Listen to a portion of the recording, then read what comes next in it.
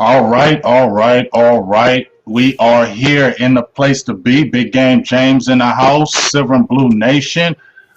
You know what? I upgraded my system. Yeah, I could never do this before, but you know what? I found a new toy, so I said I'm bringing in more people. I ain't doing just one person. I'm bringing in more people. You know what it is when you find a new toy? You just want to play with it all the damn time, and that's what I'm doing. I'm playing with my new toy, and I brought two of my people in. I said, you know what? I like both of these guys, so let me just have them both on at the same time, and let's do the damn thing. So I got my guy Mike White in here from Birdies and Blitzes. We do that every Thursday, and now I got my guy Cowboys fan talk, Mr. Rome, in the house. My main man, who's the up and comer, been killing it on YouTube, Big Dog.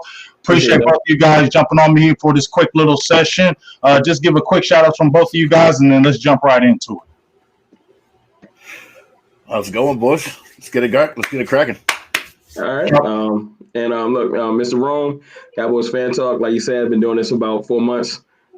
Just trying to get my feet wet. So let's get into it. Yes, sir. Let me give a few shout outs in the building. Robert Sherry, what's up with you, big dog? Love you for life. Appreciate everything you do. Let me jump over to my members. Jim Swartz, he's a Cowboys fan, but I still got to give you some love. He does donate, so $1.99. Holla, I appreciate you. Your Eagles still suck, and we saw it this weekend. And we're gonna say a little bit about some Carson Wentz, so please don't get butthurt when we talk about him. Well, okay, but it's all good. T Smooth TV, Kid Roscoe, Jay Jones, Boo Thang, you know how we do. Matt Nash, my dog, my new member, Charlie Bridges, what's up with you, big dog? DAC, Matty Ice, all my members in the building. Wink, what's up with you, big dog? It's going to be a good time. So let's jump on in here and let's do this. Yes, first. Obviously, Dallas Cowboys had a bye week. Cowboys didn't go on, so we didn't lose. That's a good thing. Well, some people want us to lose, but it's a good thing we didn't have anything going on. We saw what happened in the NFC once again, particularly the NFC East with the Philadelphia Eagles losing to the New York Giants. What's your quick thoughts about the division as a whole and Philadelphia losing yesterday? You want to take your mic? Y'all can jump right in. This ain't got me no for. Just jump right on in on this. I'll give you all my quick thoughts on it. To be honest with you, I do see some improvement in the division. I can't deny looking at New York and not saying, okay, I can see them put some building blocks together. I'm not saying they're about to be world beaters, but I do think that they are coached hard and they are playing hard. As far as the Eagles, I see the exact opposite. I really do see regression. I just feel like they go in another direction. They just look like it. They just look like they it's kind of like they feel like they've been front running, but they front running with 3 wins. It's weird. Like they're carrying themselves like they got 5-6 wins and they don't. So I don't understand the Eagles at all. Yeah, I don't understand them either, but hey, keep on losing. Y'all some bums in my eyes. What about you, Mike? What's your thoughts on that Eagles loss against these Giants? How the hell you lose by 10 points to the Giants? And it wasn't even that close. That game might as well have been 40 points away. Right. Carson Wentz has got. We talked about this a while back. Not only it's confirmed now that right knee, something ain't right in that right knee, and he's got the yips. It's a combo of those two things. That dude, he sailed back to back cross routes yesterday, and then got bailed out. Got bailed out on the last one with a bailout flag, and then proceeded to trip over himself and sack himself, and then fumble the ball. The dude is an absolute mess right now, and he was on a downward slope after Frank Wright left, and then he still hasn't. I don't know. He's so far inside of his own head. That's a solid team. It's not a bad offensive line. They got a good front seven. They can't cover worth a damn, but neither can we. But that quarterback, I mean, he was bad. He actually took points away from the team yesterday. You got to be really real. He had a 26.1 QBR. You know how bad that is? And they tried to blame it on the center today. That's all I heard today. Really? It was on Kelsey. That they tried to blame the whole game. They said that the center was off, so it threw Carson off. Carson is that statue in the front of the building. He in his head. And You know what kills me about this though is how how they all were all dogging Dak. They were all saying Dak needs this and Dak needs this and Dak needs that to win. Well, now all of a sudden I hear this story about Carson Wentz needs a new offensive coordinator, need a new coach. He needs a better this, he needs a better that. But like a few years ago they weren't saying that. They were saying he's a franchise quarterback and he can do whatever he wants. Now all of a sudden some chaos and mayhem is going on over there. Now he need all these parts. Man, y'all just need to figure it out and figure out what y'all gonna do. Is it gonna be Carson Wentz or is it gonna be Jalen Hurts? Because I keep on seeing him creeping in some snaps here and there. I got a question for y'all. Why? How long is it gonna take for stuff to stick to Carson? Like Dak had a bad, not even a bad stretch if you really remember it. He had a bad 7 games. He had a 7-game stretch right there. When Zeke was out. It was a season and a half. But it wasn't even that bad of a stretch. And he never had no damn 26 QBR. He was in the 50s. If Dak was rated this bad, like last in completion percentage, like not even last, he's ranked like 33rd, like he's below the last team. Yeah. They would be, well, I can't even say they would probably try to get Dak out the league mid-season. The fact that he can be this bad and no one's saying nothing, it boggles my mind. Same thing with, Deshaun Watson. Deshaun Watson had a 40 QBR. Nobody says he got diplomatic immunity too. You're not saying nothing. No. I know Dak is at home because Dak has one bad pass, and they do a whole segment on Sports Center. Yeah, it's wild how they, like you said, Deshaun Watson is bulletproof. I was talking to Eastside Herald the other day. I was trolling the hell out of him yesterday, and everything you came up was excuse. Every time he said something, I said, "Weren't you saying that about Dak?"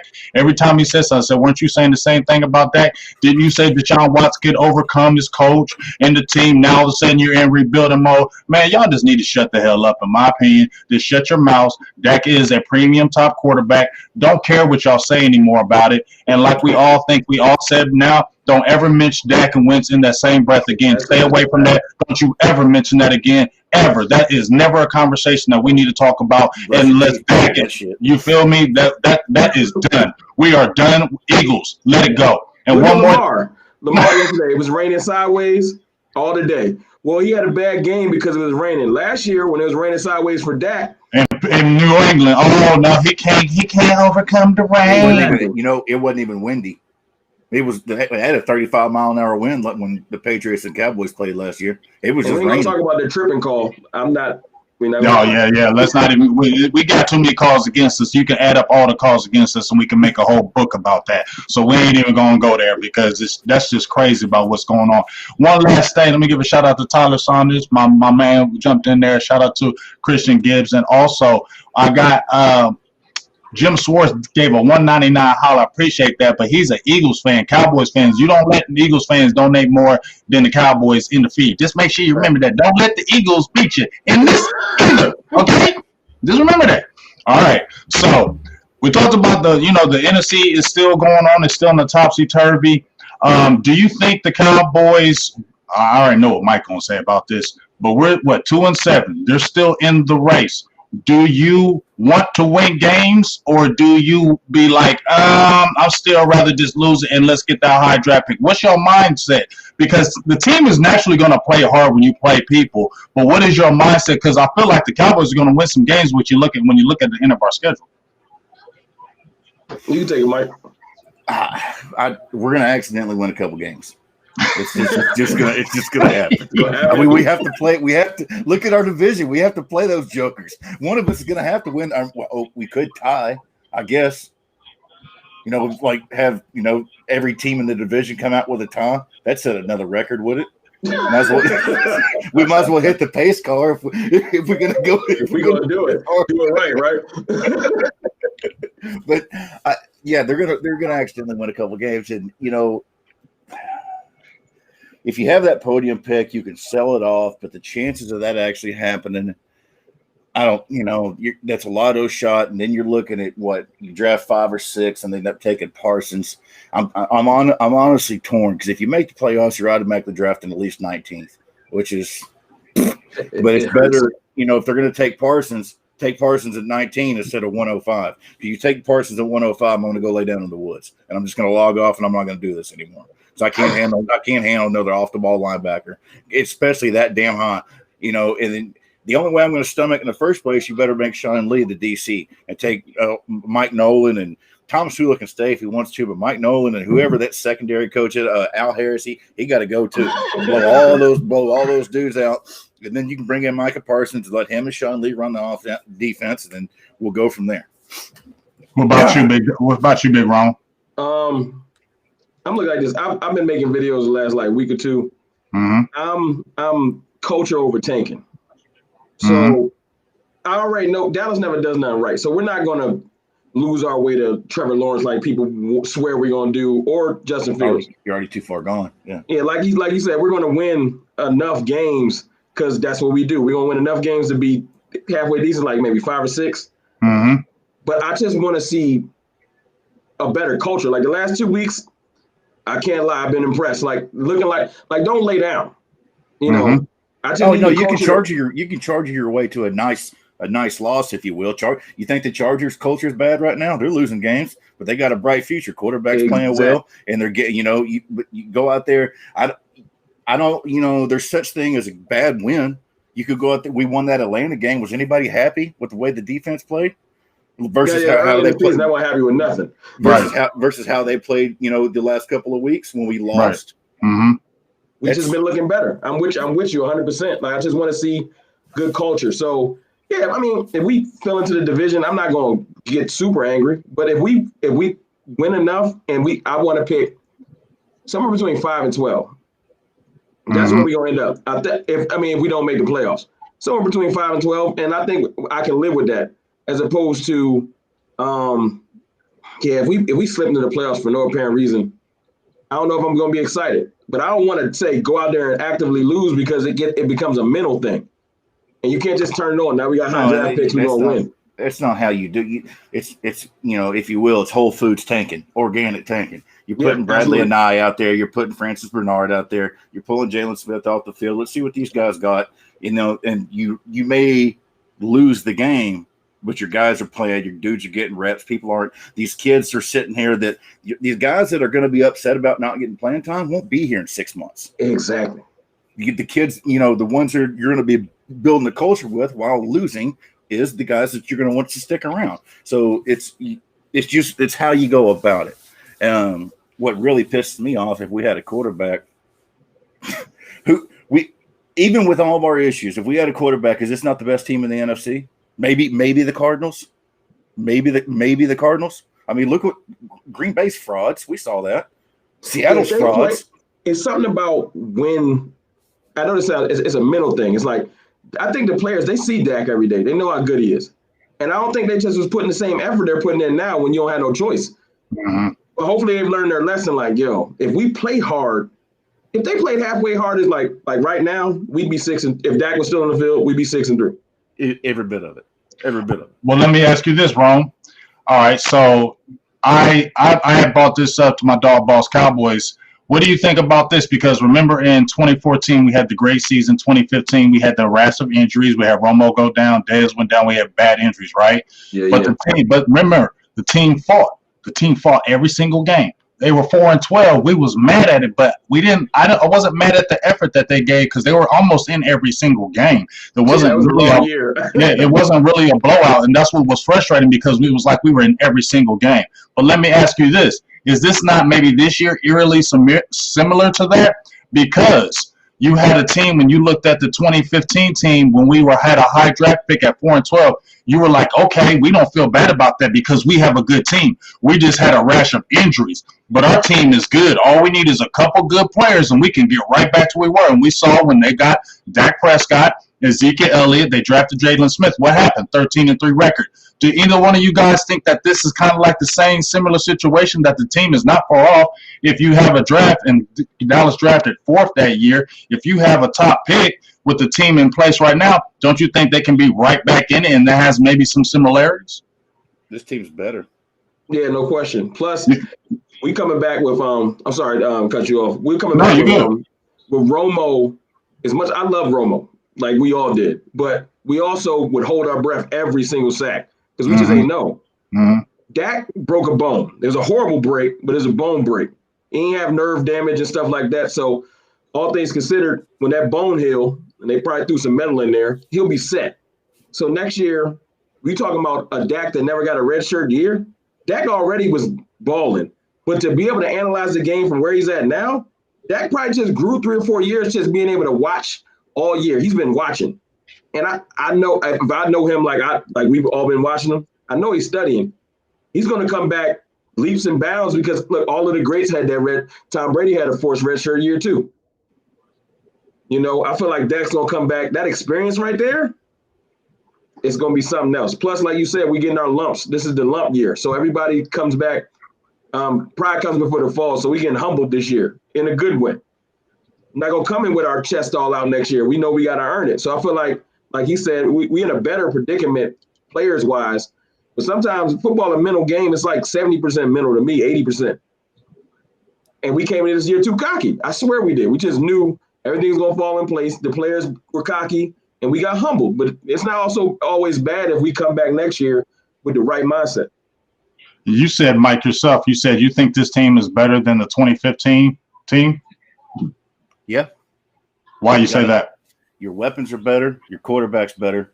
Your coverage is the same, if not right on, you know, just a touch better. I mean, they just moved Byron out. That's his first year they moved him to corner. They've been playing him at safety. You know, you're right. And then, you know, you had what we lost Sean Lee that year, you know, and then we had a couple was Justin Durant, you know, and then, you know, and you had Tank got banged up.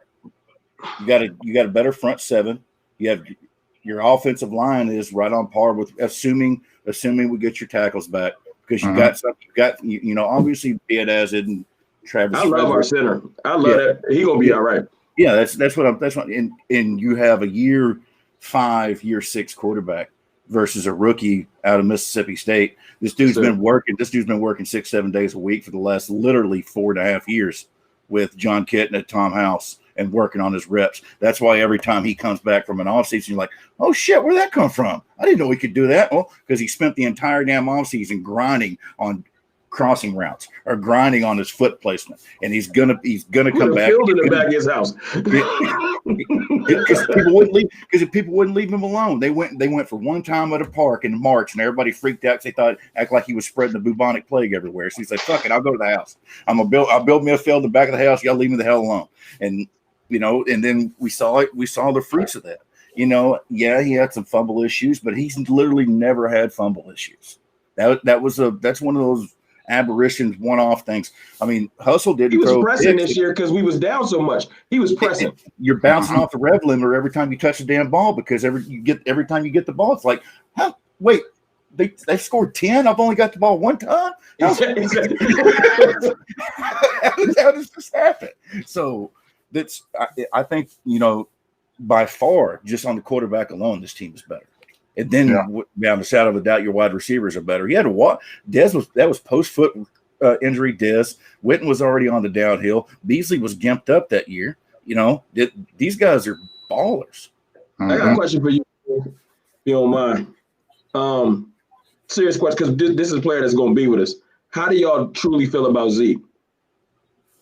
Like, I really want to know, because look, I know Zeke is struggling, but he's not old at all, for real. Do you think it's more so he been resting on his laurels because, you know, he's in shape, but he's not in the shape he needs to be in, and because he's been resting on his laurels, he's slipping? Do you think that he can regain, like with a strong offseason, or you think it's just over?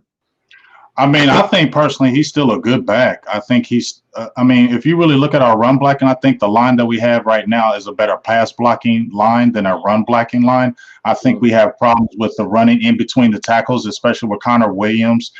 We know what Zach Martin's going to do, but we see too many times when Zeke is trying to press that hole, guys are missing blocks, things of that nature.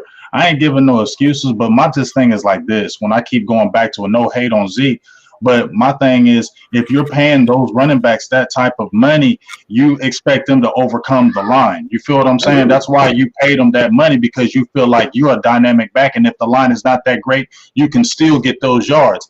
That's where my issue comes in, is that, well, everybody's saying, well, look at the line. Zeke can't do nothing with the line. Well, damn, was Zeke only good because of the line? That's what frustrated me. But then you shouldn't have paid him $15 million a year if it's his line. You could have paid a Tony Pollard then and kept a Tony Pollard back there if you're going to blame the line, because then Tony Pollard can just do the same thing Zeke is. Is that not correct? It's the quarterback. But let me ask y'all this though. It's the quarterback. Yeah, but here's the thing. He got Cole Beasley paid. He got Randall Cobb paid. He got Ezekiel Elliott paid. The man has got everybody paid but him damn self. And the minute Dak Prescott went down, Zeke's yards plummeted. The only person that can get any kind of juice behind that right now is Pollard, because he can shoot those gaps. Zeke's legs are dead. He's got too many carries. He's Fred Taylor right now. Damn, Fred Taylor, though? Yeah. Damn. It hurt a little bit. The last time he made it more than 10 yards past the line of scrimmage, he fumbled the damn ball, and that was week 2? I think Zeke has a chronic case of I'm a famous cowboy. And I think he works hard enough to look good. His mentals is weak. Yeah, he works hard enough to look good, but he's had a bulletproof vest named Dak Prescott in front of him for the last 4 or 5 years. And a heat shield and a parachute. And every time he has a bad game, no matter what happened, they blame it on Dak. So he's never – this year, he's having to – he got to eat these bullets this year. And I'm going to see what kind of man he's made of, because you either going to hit it hard this offseason, like train for real, or you just going to, like, I don't know, like run off into oblivion, because it just looks like – I watch these other backs, Dalvin Cook, Chubb, and I'm like, is Zeke that washed up? Like, or did he just spend this offseason coming in lazy? Like, as long as I got abs and I can put a tattoo on my stomach, I'll be good. No, you got to train. So let's see what I'm gonna give him one more year, because obviously we ain't got no choice. Running backs always get better the older they get. That's what I've always said. But see, here's the thing, fellas, and I brought this. I brought this up the other day, though. It's hopes and prayers over here. Hey, but I brought this up there the other day, fellas, is that just like you said, Mike, that you see the importance of a Dak Prescott, because now I said yesterday, are you winning if you had a Dak Prescott and a Tony Pollard and Zeke was out the whole year? Yes, you are. If you had, we seen when Dak goes out, you've seen the carousel quarterbacks, and what has the team done? They haven't won any games. Zeke has not run for any kind of significant kind of yards. So when we had Stephen Jones and Jerry Jones saying that Zeke stirs the drink, obviously we find out now he does not stir that drink. I used to hate that. And here's the thing. I feel like Dak, early in his career, I felt like he did need Zeke, because he was still learning on the ropes. He wasn't that polished of a quarterback yet, so I feel like he needed that running game. I feel like Dak has elevated himself enough now where he's elite, where a Zeke, not saying Zeke is weak, but now Dak don't need a Zeke. He can get him a regular back, and I feel like he can produce and make plays. Like Mike was saying, Dak is working hard every offseason, like hard. I just don't I think Zeke been doing sit-ups like, as long as I got abs. Like, I don't think he's been training like he's supposed to have been training, and it's starting to show. Like, he could have been working harder. I know for a fact he could have been working harder. We don't never see – look, the only video I saw this offseason of Zeke was when he was playing a video game looking high as hell. That was it. Like, I ain't see no training. Yeah. I mean, like you said, when you mention those other backs, and here's the thing that those other backs do as well, but here's the thing.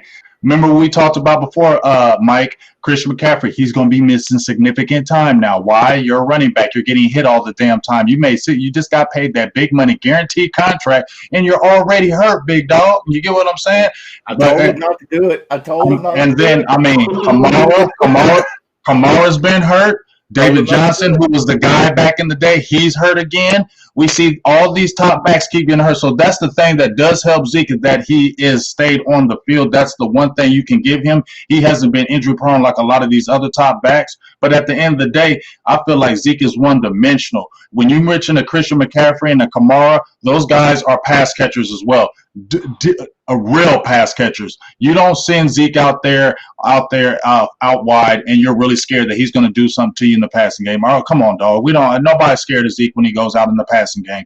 So I feel like he's a one-dimensional back. They're going to drop it or fumble it. I mean, I'm just saying. So it just feels like that was kind of funny money how they did it. My thing on Ezekiel Elliott is I think they got 2 more years before they can have the out, and I think that's when you should do it. If you have it, because you didn't do it, you did it with DeMarco Murray. You didn't re-sign DeMarco Murray because he was injury prone and he was 26 years old, and you didn't want to sign him back big money. Zeke will be 26-year-old when he has that out. I think you should already be looking at things by that point and not putting everything in a running back, because now you got a franchise quarterback and you don't need to do that. Case in my point. You know what I'm saying? 2 years ago, I would have tried to argue you down because. I argued you too. Zeke's fault, man. Zeke is. You could have been the biggest Zeke fan ever. You can't lie to yourself right now and just be like, "Well, it's the line." Like if you lie to yourself, that's your own fault. You got to see the regression. I like how people say that. Oh, it's the line. So you mean these years where you've been yelling at me about? Oh, you don't understand. He's generational. He's this and he's that and he's that. Right. The second that he started to get, he's 3.5 yards a carry. Now it's the line. Right. Yeah. But I thought he was the transgenerational, once in a lifetime, can't miss supernova prospect. Right. Where's that same energy? Right. That's my issue. I would have 2 years ago. I was that stupid fan. That's gone though. 2 years ago, I'd be like, Zeke getting yards behind any line. This is not my shout out to my member Jim Laws. Jim, this is not Zeke hate. People are always quick to think you hating on somebody because you are saying something or analyzing. These are facts. These are the facts. I like to say numbers because people get hung up on names. Just say 21, because they get hung up. Oh, what you hate it? No, it's the position. It has nothing to do with the player. I guarantee you, Jordan Howard got cut yesterday. This morning, first thing this morning, bring him back right now and make a healthy Dak Prescott, and Jordan Howard goes 4.5 yards a carry behind this offensive line because he's going to have a passing game out in front of him, and he can catch the ball. That's the issue. It's not the particular player. It's just the certain skill set you have right now. And the fact of the matter is, he hurts the team when it's not a short yardage situation. You have a $20 million short yardage running back. That hurts. It's real though. It's real. Nobody wants to ever say anything, and I had some people here. And I feel bad saying it. I say the shit. I mean, but are you paying $15 million a year for a 1,000-yard back? No, I mean, back in the '90s, 1,000 yards was great. If you're getting paid a top back, that's nothing. That's like 60 yards a game. That is nothing. That's like 65 yards a game. That is absolutely nothing. And if you're getting paid one of the top echelon backs, 1,000 yards. No, I don't care. You have to overcome. You got to produce. Just like you mentioned, Nick Chubb and those other guys. Yes, they got a good line, but those guys are still doing it. Ain't no shade on Zeke. We're just looking at the numbers, and that's just the truth. Like yards after contact. You give Zeke, like back in the day when we were watching Zeke, of course, every single carry, you still in the back of your mind, he could take it because that was then. He's not taking it to that. Zeke gets the ball now. You don't never think that. He break it for 15, and I'm like, oh, wow. Yeah, exactly. Good. That's sad. That's just sad. So, look, Zeke needs some of these comeuppance, though. You making $15 million. Nobody feel sorry for you. I mean, it's just the truth, and there's no hate. Well, why would we hate on Cowboys players? This is just the reality, and that's just the at least the truth from where I'm coming from. But let's jump on. We're getting ready to play Minnesota. Let's talk about some of the staff. I want to mention one guy right quick, Jeff Heath. I miss Jeff. Jeff Heath had 2 interceptions yesterday. He had the interception against Patrick Mahomes, and I will say that those interceptions were not bad quarterback passes. Those were actually breaking on the ball, getting the interception, and making a play on it, something our safeties don't do. Passes overthrown by 17 yards. I see. He dropped one, though. He did drop one. He could have had 3. He did drop one. So I've seen Jeff Heath when he was in Dallas. I've seen Jeff Heath win at least 3 games himself. I'm not screaming for Jeff Heath to come back. I ain't screaming for no Jeff Heath to come back. That was Jeff Heath's signature thing. I've been on Twitter talking crazy about Jeff Heath, and then like the next weekend, the dude gets a pick to seal a damn game. Oh, you wanted to cut him? Like, no, that's the only thing he's gonna do the next 15 damn games. I guarantee he's gonna blow coverage. He did it 3 plays after that game, and that one pick doesn't erase all these sins. I'm taking Heath over Woods. Well, All right, I know. It's too bad. No, Mr. Rum, you're not taking him over Woods because then he had to be there long term. You're not taking the Jeff Heath, dog. The only reason why Jeff Heath is starting right now in the NFL is because Ron Marinelli. If Ron Marinelli was there, Jeff Heath would not be starting in the NFL. Period. Period. Because he came from special teams, right? Yeah, he was. The only reason why anybody knew about Jeff Heath is because Dallas Cowboys said something about Jeff Heath. Nobody ever knew or ever wanted Jeff Heath. That's why he went to the Raiders. Nobody was offering him no contract. He went to the Raiders because Ron Marinelli was familiar. Now, I ain't saying Jeff Heath was a bum. I said you a career backup. That's what you are. And I'm not excited about, oh, you see what Jeff Heath did? So what? There's other safeties better than Jeff Heath. Okay? Hey, let's not get hyped over Jeff Heath. They got a charity event going. Hey, they hop on the. He ain't even invited. They get on the bus. Jeff Heath sitting in the back eating a sandwich. Hey, been waiting on you guys. Got that job security locked. Like, come on, dog. He like, what about Bob? The fishing trip? They go down the fishing trip to get the bait. Jeff Heath down there cut. Oh, hey guys, damn, we didn't even invite you, Heath.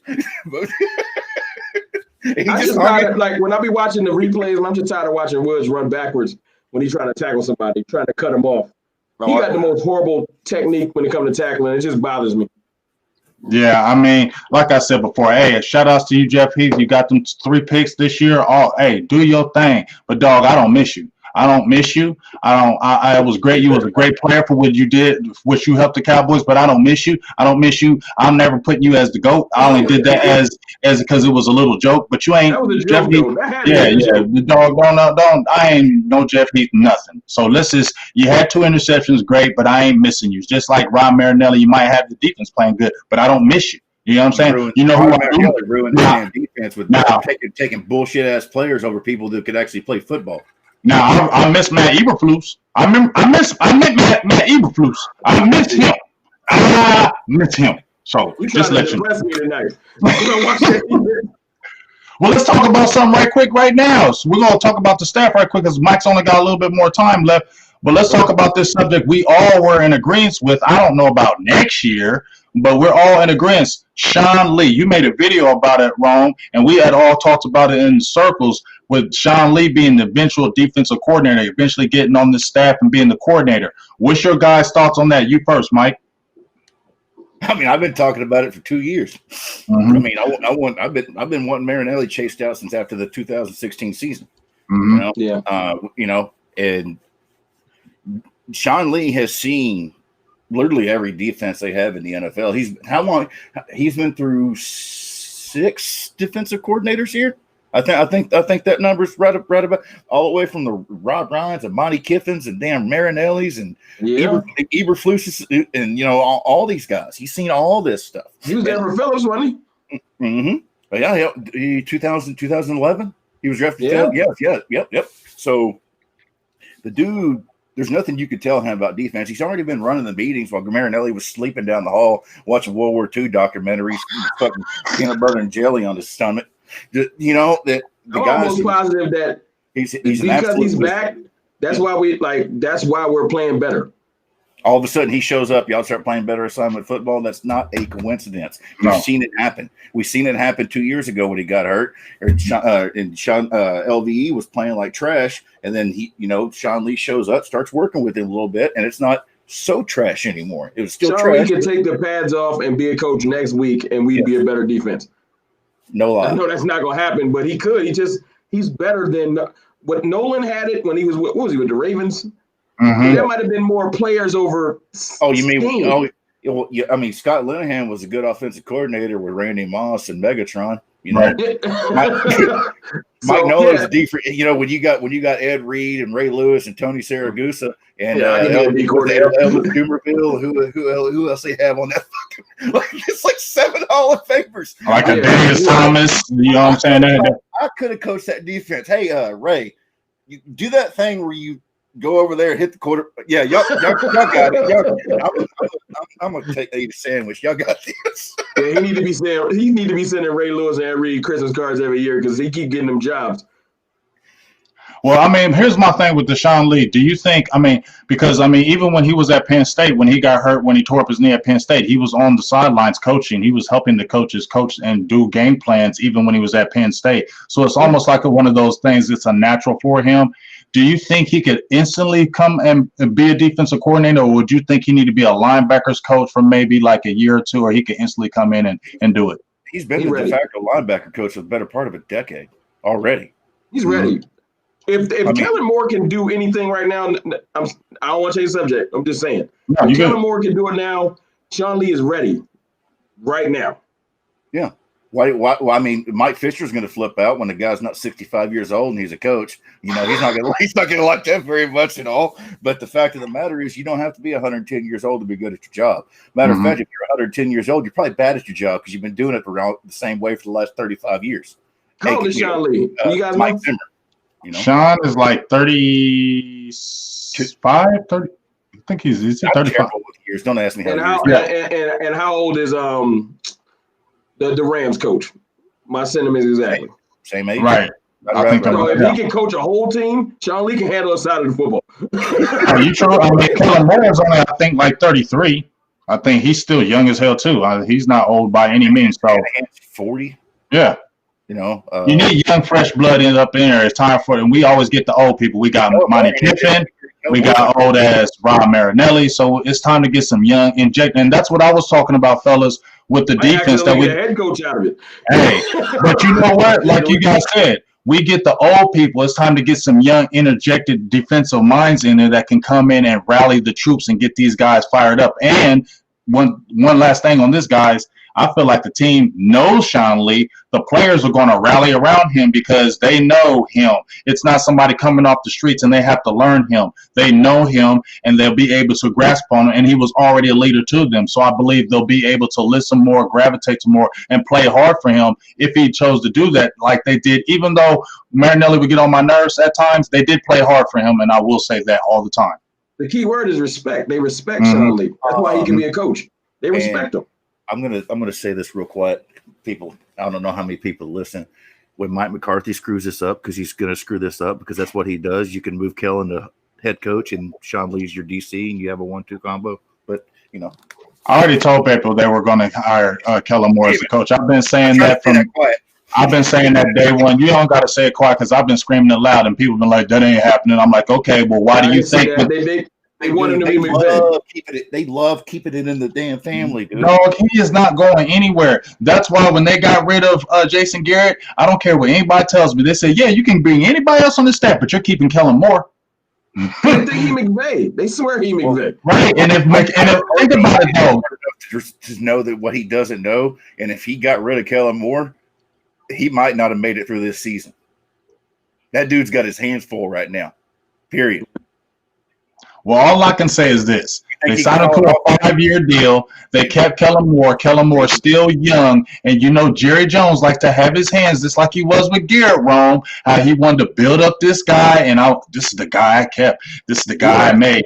And guess what? Kellen Moore is that guy. So if Mike McCarthy, we cut him quick, we got a guy who we groomed in staff who's been our offensive coordinator for, let's say, 3 to 4 years. We'll just elevate him like we did Jason Garrett. We brought Garrett in. He was an offensive coordinator. Then he became a coach. I'm telling you, dog. Watch what I tell you. But there's a difference. One of these guys is good at their job. Hey, the Giants won yesterday, Mike. Jason Garrett was here for 11 damn years. And, you know, and we got 3 playoff appearances and 25 plus Hall of Fame players don't came through here. No. I'm about to cry a little bit. Yeah, that's horrible. We should 3 playoff appearances. And 2 of them because of that. Right. It wasn't because of no astronomical coaching that got us there. Let's keep it all the way real. What lost it for you when you got there? It was we had the talent more. Think about that 3-year 8-8 stretch. But we lost to everybody in the Division One city. Oh my God! Y'all forget about the November swoon contract right off the heels of that 3rd year, and nobody gave a damn. But that can't get his money. Yeah, that's wild. But hey, let's talk real quick about. I keep getting in trouble. I gotta get. Hey, you keep Nah, it funky. You right. hey, that's what I mean. That's what it is. You feel what I'm saying? I mean, that's just what it is. I All just right, keeping that so same energy. That's Danny Dalton is come back full practice. He's back in the fold. I know I heard your thoughts on this, Rome. What's your thoughts? GG Go Gadget Gilbert, or let's go back to Andy Dalton, the Red Rocket Rifle, whatever the hell his name is. it's back to play the youngins. If I'm going to watch somebody skip pitch routes and stuff, I either watch Carson Wentz or I watch Gilbert. I don't watch Andy Dalton do it. Andy ain't here next year. Ain't no way in hell Andy Dalton's here next year. The reason Andy Dalton won't be here for the plain and simple fact that he started for the Cowboys. Period. He won't be. He may not be starting at another team, but he won't be here. And well, if he keeps playing, he may, because he'll hurt his damn stock, and he's just sitting on the bench. Somebody might actually pick him up. But if you want to see the youth movement, start Gilbert. Now, I don't want to see DiNucci. I don't want to see that again. I don't want to see that rock skipping ass out there again. Throwing the underhanded like we're at a bowling tournament. I don't need to see that. But I got a point about Dalton though. If the I feel like when Dalton came in, they treated him just like Dak. They still weren't giving no effort, and they got his head knocked off. If they play like they played the last 2 weeks, Dalton can complete some of those play action passes. But here's the thing. Here's what I say about that, Ro. I feel what you're saying about he's a veteran. That's why I wanted him to come in.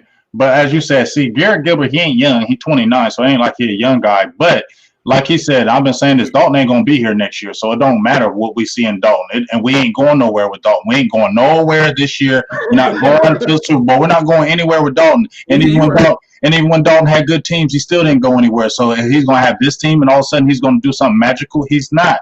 And we know Dalton's not going to be here. So why not look at Gilbert? He looked at more poised than Dalton did with that same offensive line. It's not like you think they killed Gilbert's like, say for instance, Andy come out trash. You think they go back to Gilbert?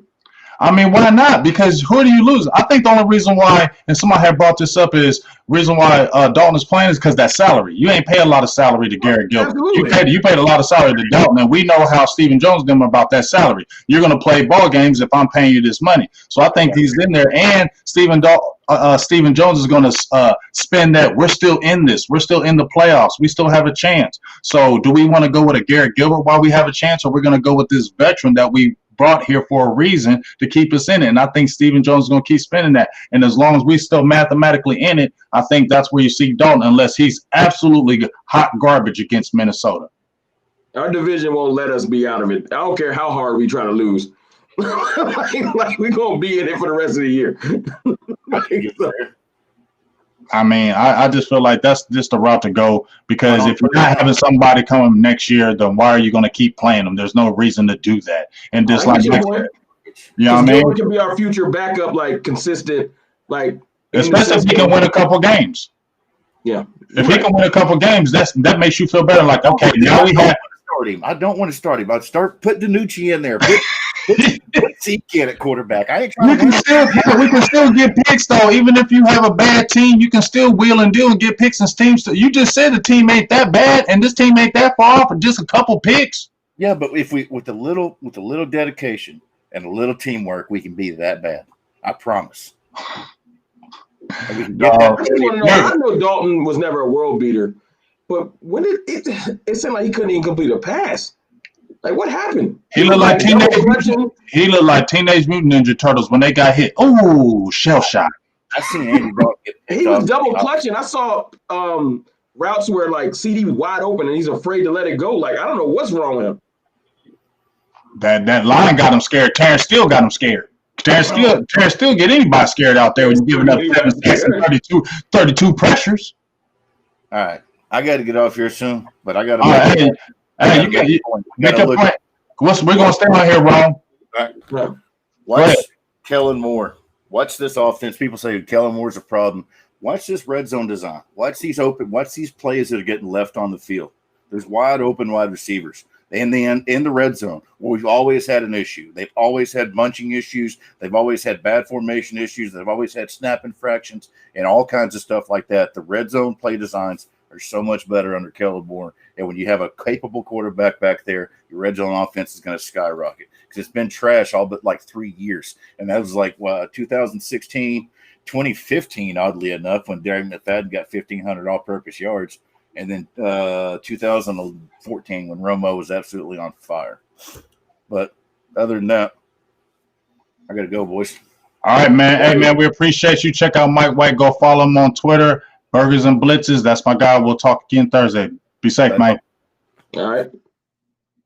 All right, so I still got my dog on here, Mr. Rome. We're going to still talk some Cowboys football. You got a little bit more time for me, dog? Yeah, we good.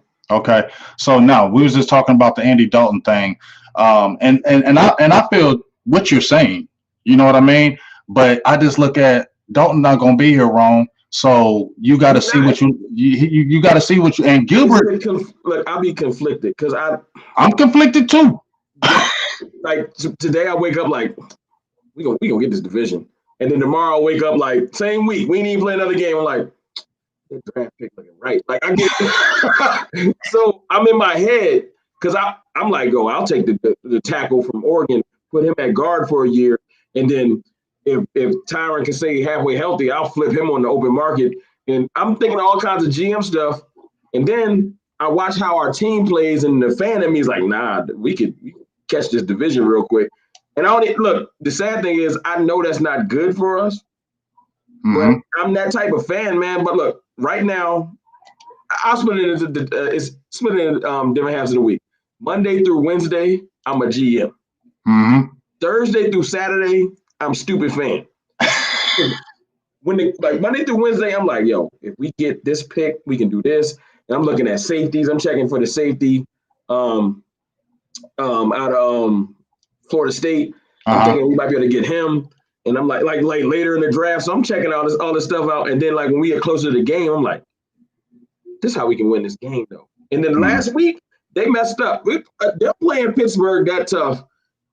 I'm all in. I'm like, man, we can't. I checked out. I done pushed all my chips back to the middle of the table. I'm ready to win some games. Now, Dalton might come out and break my hope. But right now, I'm hopeful. Yeah. I think, like you said, it's going to be a situation where we're going to probably win some games just because if you look, we got Minnesota, we got Washington, you got Baltimore, Cincinnati, San Francisco, Philly, and the Giants. There's definitely winnable games in there, dog. Definitely winnable games. I mean, a lot of them are winnable. There's no indestructible team out there, especially with the defense playing better. That's why I say that's the key. That's the key, big dog, is the defense. Reason why we ain't been winning no games is because our defense ain't able to keep us in games. Didn't get to play with Awuzie because we were. Oh my gosh! I mean, it's frustrating because you look at the combinations we could have had this year with a healthy team, and it's damn, man, we had some good little combos that really could have been working, and it's frustrating because this is the defense. It wasn't super great those 2 weeks, but it was like, damn, this is the defense we kind of envisioned that we could have. Effort. It's effort. The Washington game, I hate to talk to not delusional. Let me see. People that have their bias. So no matter, even if it's a factual thing right in front of them, they just ignore it because they hate Dallas. You can't tell me that watching Dallas earlier in the year, when we lost Dak, it literally broke their confidence. 2 or 3 weeks, they couldn't shake it. I'm watching them just not make regular tackles. Something was wrong. I don't know. Maybe it was Sean Lee coming back and another leader's voice showing up because they were lost. Nobody was stepping up and just getting the team hey man, at least this week we're gonna make some tackles. That Washington game broke my spirit, man. I was like, yo, what is going on? I'm seeing trash tight ends break tackles on. I didn't know what was going on. So to see them turn around their mentality. That's all I was happy about. Okay, at least we not just because I thought we was gonna get blown off the field versus Pittsburgh. I was ready for it. Yeah, Dallas, we take them to the last. I hate this team because it's never what you think. It's all, but you know what, big dog? I knew we were gonna play good against Pittsburgh. I had said it during the week. I knew we were gonna play good against them. I said we were gonna be Pittsburgh's trap game. we were going to beat Pittsburgh's trap game, and we were, because I knew Pittsburgh was going to come in there saying Dallas is 2-7. They ain't got Dak. They ain't got nobody that good. And you know how it is. You play sports, dog.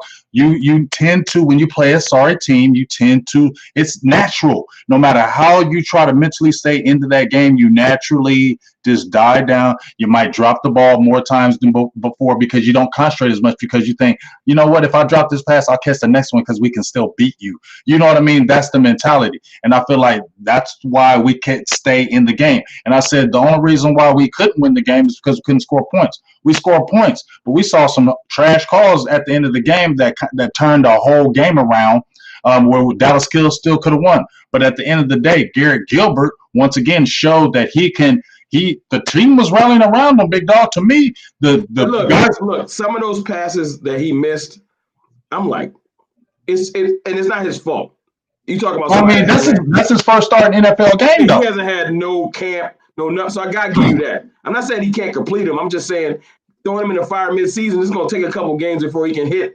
Like that one, the passes on the sideline where if you got halfway accuracy, you can hit dude, and it's not his fault. He does have great poise. I'm just like, he don't got. He's never had a strong arm, though. Even when he came out, because he went to Texas. I'm a University of Texas guy, and he was never hailed for his arm strength. He was hailed for his accuracy. That's why people liked him when he was coming out of high school. So maybe we saw a little bit of that in that game, because his numbers weren't bad per se, but like you said, he doesn't have the strong arm to make the out passes, or maybe if he's throwing a deep ball, it's going to sail. It's not going to just be crisp when he go in there. I think Dalton's going to have a better week.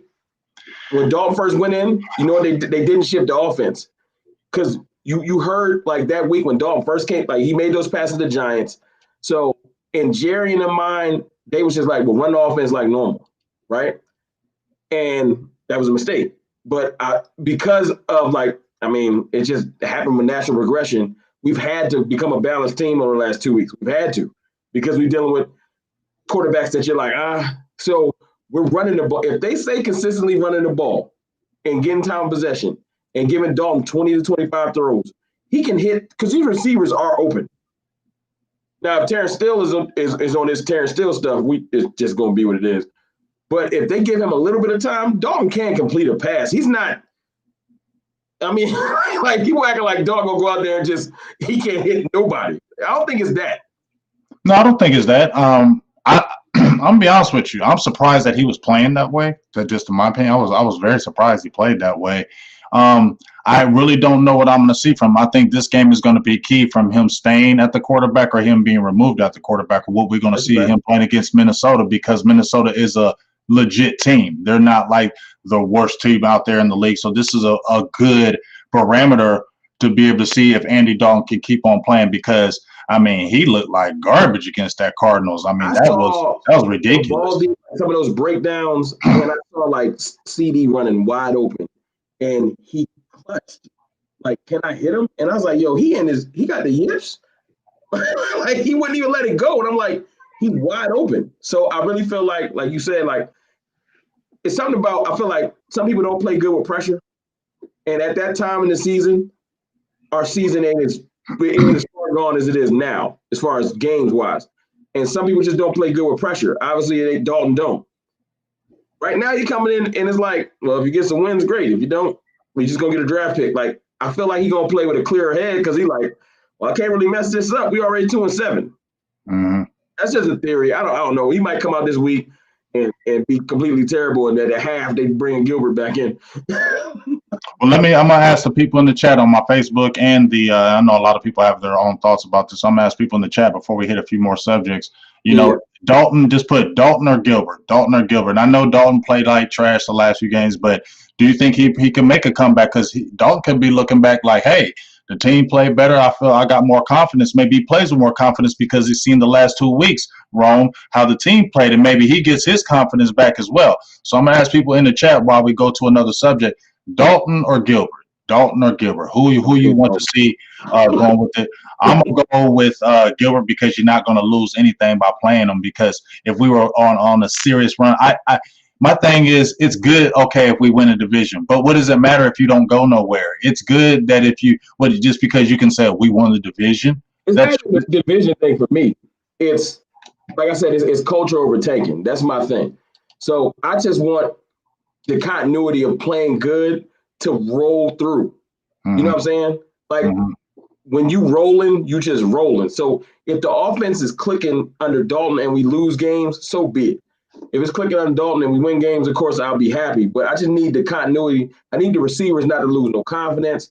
I need because we getting gems out of this season that people are overlooking. Like we consistently have two good tight ends now. Like factually 2 good tight ends now because Schultz has shown up. So next year, I mean, it might be a battle for it in camp, but that's another conversation. I'm just saying we got 2 good tight ends. If Zeke can regain some confidence because he in his head too, because of the fumbles, we'll have 2 good backs. We got 4 good receivers. I don't know if we gonna. What's Wilson's contract? I think this is his 3rd year. I think now. You think we can bring him back at least one more year? Because Yeah, I know we can. The party gonna get broken up eventually. Yeah, we can bring him back for one more year. Look at that. 4 legitimate receivers, like legit. 2 receivers. I mean, 2 tight ends, 2 running backs. I need the continuity and I need them just to be clicking. So in their mind, they're like, look, we playing good with Dalton or Gilbert. It don't even really matter for real. But I want them to not just having people sail balls and stuff. Like, look at Amari. Amari checks out. He just do. And I need somebody to hit him in stride a couple times so he can stay locked in. That's just my thing. So if it's Gilbert, so be it. I'm not like Team Dalton to where I'm like going to be mad. If Gilbert out there getting successful, I just want the starter strive. I don't really care who it is, to be honest with you. Whoever's going to get out there and actually, because the receivers been the last, 4 or 5 games, I know they try to play hard, but receivers, they check out. They going into these games like, man, I ain't even going to get too fast. Like, look at Michael Gallup. I know he like, man. He actually got some passes though with Gilbert. True. He that's probably his best work he got all year with Gilbert. I think he had like 7 catches, didn't he? That's his best work. So I know Gilbert was probably happy, like, keep Gilbert in because I'm finally getting some passes. And so you see my point I'm going with. I just want the continuity. I want the momentum to stay going in the right direction. If we win or lose, that's not that big a deal at this point with 2-7. But I don't need, like with DiNucci, I know that was hard. Like, and I was part of the DiNucci hype train because it was funny. And I was like, yo, I'm gonna just roll with it. Hopefully we get something out of it. But you running your routes hard and you wide open because our receivers are good. And the dude just can't get it to you. That next route, you're gonna run it. He ain't gonna get it to me anyway. So it kind of breaks your whole, you know what I'm saying? So I just need the team to, because the defense apparently, maybe it's Sean Lee for real. Like they came in and they're playing, Tank been showing up. You know what I'm saying? There's some leadership showed up back in there. I just wish they had put a 9 in. Just put them in. Yeah, I think we are. I'm going through the feed. I see a lot of people starting. My guy Lee Norman says Gilbert. Boothang says Gilbert looking crazy. Gilbert, we have more confidence. Jim Swartz, he's a goof. He says Cooper Rush. Jonathan P. He's so funny. Whoever's the worst. Gambino says Gilbert because the man he gave the team fire, but Dalton is a proven player, so that's where you can see probably back and forth. Juwan Williams, Garrett, DHC, Matty Ice, go Gadget, Gilbert. Always a lady. Salutes to you, our new member. Hey, what's up with you? Always a lady. Good to see you. A lot of people, the Lunatic, shout out to you for the $5 holler. Play Gilbert and see if we have a capable quarterback, backup QB for next year. My guy Matt Nash, another guy, Gilbert for sure. He said Dalton looked bad both games. I'm looking over here on Facebook. Tavares Pill, Gilbert, Dalton. A lot of people are going with Gilbert, and I think the main reason it's not. I think it's because Dalton the way he looked, but I think also is because people know that Dalton ain't gonna be here. I think that's the biggest thing. No, we all know Dalton ain't gonna be here. They're wrong at all. I just need. First of all, I feel like Dalton didn't get a fair shake. He just didn't. That Cardinals game, we didn't come out looking horrible. Right. Zeke broke our confidence in that game. Them 2 fumbles and them 2 scores back to back. Yeah. Everyone checked out. So Dalton, and everybody remembers that one interception that Dalton threw. The DB tackled CD Lamb and then intercepted it and they ain't call it. So he didn't get a fair shake. Then the next week, it's raining. He trying to get his poise together and he get his head knocked off, and that's it. And then he get COVID. So Dalton been having a bad year. So I'm gonna give him at least one more shot. on field, because where we at? We at Minnesota, or they at us? I believe we're at Minnesota on that one. But at least you know it ain't gonna be raining sideways because of the way their field is constructed. Let's give Dalton one more shot. Because what's the worst case happening? If he's bad, we move up in the draft. Mm-hmm. Everybody gonna be happy regardless. Right. That's an excellent point right there. Either way, it's still going to be the same outcome, in my opinion. So either way, my main thing is this. I want to see evaluation now, Rome. I want to see a quarterback that can get the ball to a CeeDee Lamb so we can evaluate for possible number one, or let's get some balls more to Gallup so you can see where you can extend this contract. You know what I'm saying? This is player evaluation time as well as like the office. This is player evaluation time. And even with Amari Cooper, because I brought this up, my guy, KD Drummond, brought this up, and he said that, you know, the Cowboys are going to need money because right now they don't have money to sign Dak on that franchise with the cap the way it is, and we think the cap is going to go down. And he brought up maybe you should look into if somebody wanted Amari Cooper, if somebody wanted a first-round pick for Amari Cooper, would you trade him? Because if you trade him, you get that money back under the cap. You get better than nothing but a 2. But I would trade. Look, I don't think we get a first for Cooper either. No, I just don't. But I think. If he's playing at his optimal best, then we would. But you know, Coop kind of ebbs and flows. I think he has a reputation now, Rome. Not for 20 mil. I think he has a reputation now, Rome. I think people around the league think. I mean, because you saw how quick John Gruden got his ass out of Oakland. I ain't hating on Coop. I like Coop, but it is what it is. We see when he does. Coop who for a 1-for-1 trade, Cleveland. That's it. But then we'd have a whole new issue. Yeah, but I don't think Cleveland do that. I feel like they wouldn't even go that route. Yeah, I just don't think nobody would give a 1-up for Cooper again now. No, I'm talking about a swap with Odell, but then okay, yeah. But I don't even think issue on our yeah, exactly. But with Cooper, like here's my thing. I don't like to read body language because everybody said Cooper's like that. But come on, dog. Every time it don't look like he get the ball, his head don't look like it's in the game. Oh, he just look like man, whatever. You mean you can see it like the body. You can't have body language and just us always keep on thinking Cooper's just a quiet guy. That's just him. No. When he on, he on. But that's the problem. If he ain't getting it, he ain't on, and that's the issue. And now you have him on the books. But there's the thing that KD Drummond brought up. He said, and I wish I'm gonna go look through and see if I can pull up that contract. We're gonna pay Gallup, and we're gonna pay Gallup. But listen, what he's saying: the way they structured Amari Cooper's contract is that he'd be the easy one to cut. Yeah, he's gone at the next. We'll get one more year with him, but that's it. I think next year. Look, even if he show up next year, like say Dak, Dak's gonna ball out. I ain't gonna say that. But Amari can go for $1,600 next year. They still cutting bait. Just it's business. Mm-hmm. You're gonna pay Wilson if you can. Hopefully, you know, he'll want to stay with the star. And you definitely gonna pay Gallup. It's gonna be Gallup, CeeDee and Wilson. And you know, you're gonna find a way to you gonna get rid of Amari and maybe get rid of Wilson, but you're not letting Gallup go. They're not. So I'm gonna ask people in the feed before we go to this subject. Would you keep Amari Cooper? Or would you contemplating trading him if they had a good offer for Amari Cooper? Would you keep him? Say, nah, we ain't taking the offer. We keep him Cooper because we want to have this 3-headed monster. Or if they gave a delicious like first round, would you say, bye, Coop? We need the first round. We're gonna make it happen. I'm gonna ask people. I'm not I would think about it. If you a pick that's in the top 10 of the second. It's because you think of the contract. I'm gonna think about it. We can sign a good, actual good safety. No disrespect, Cool.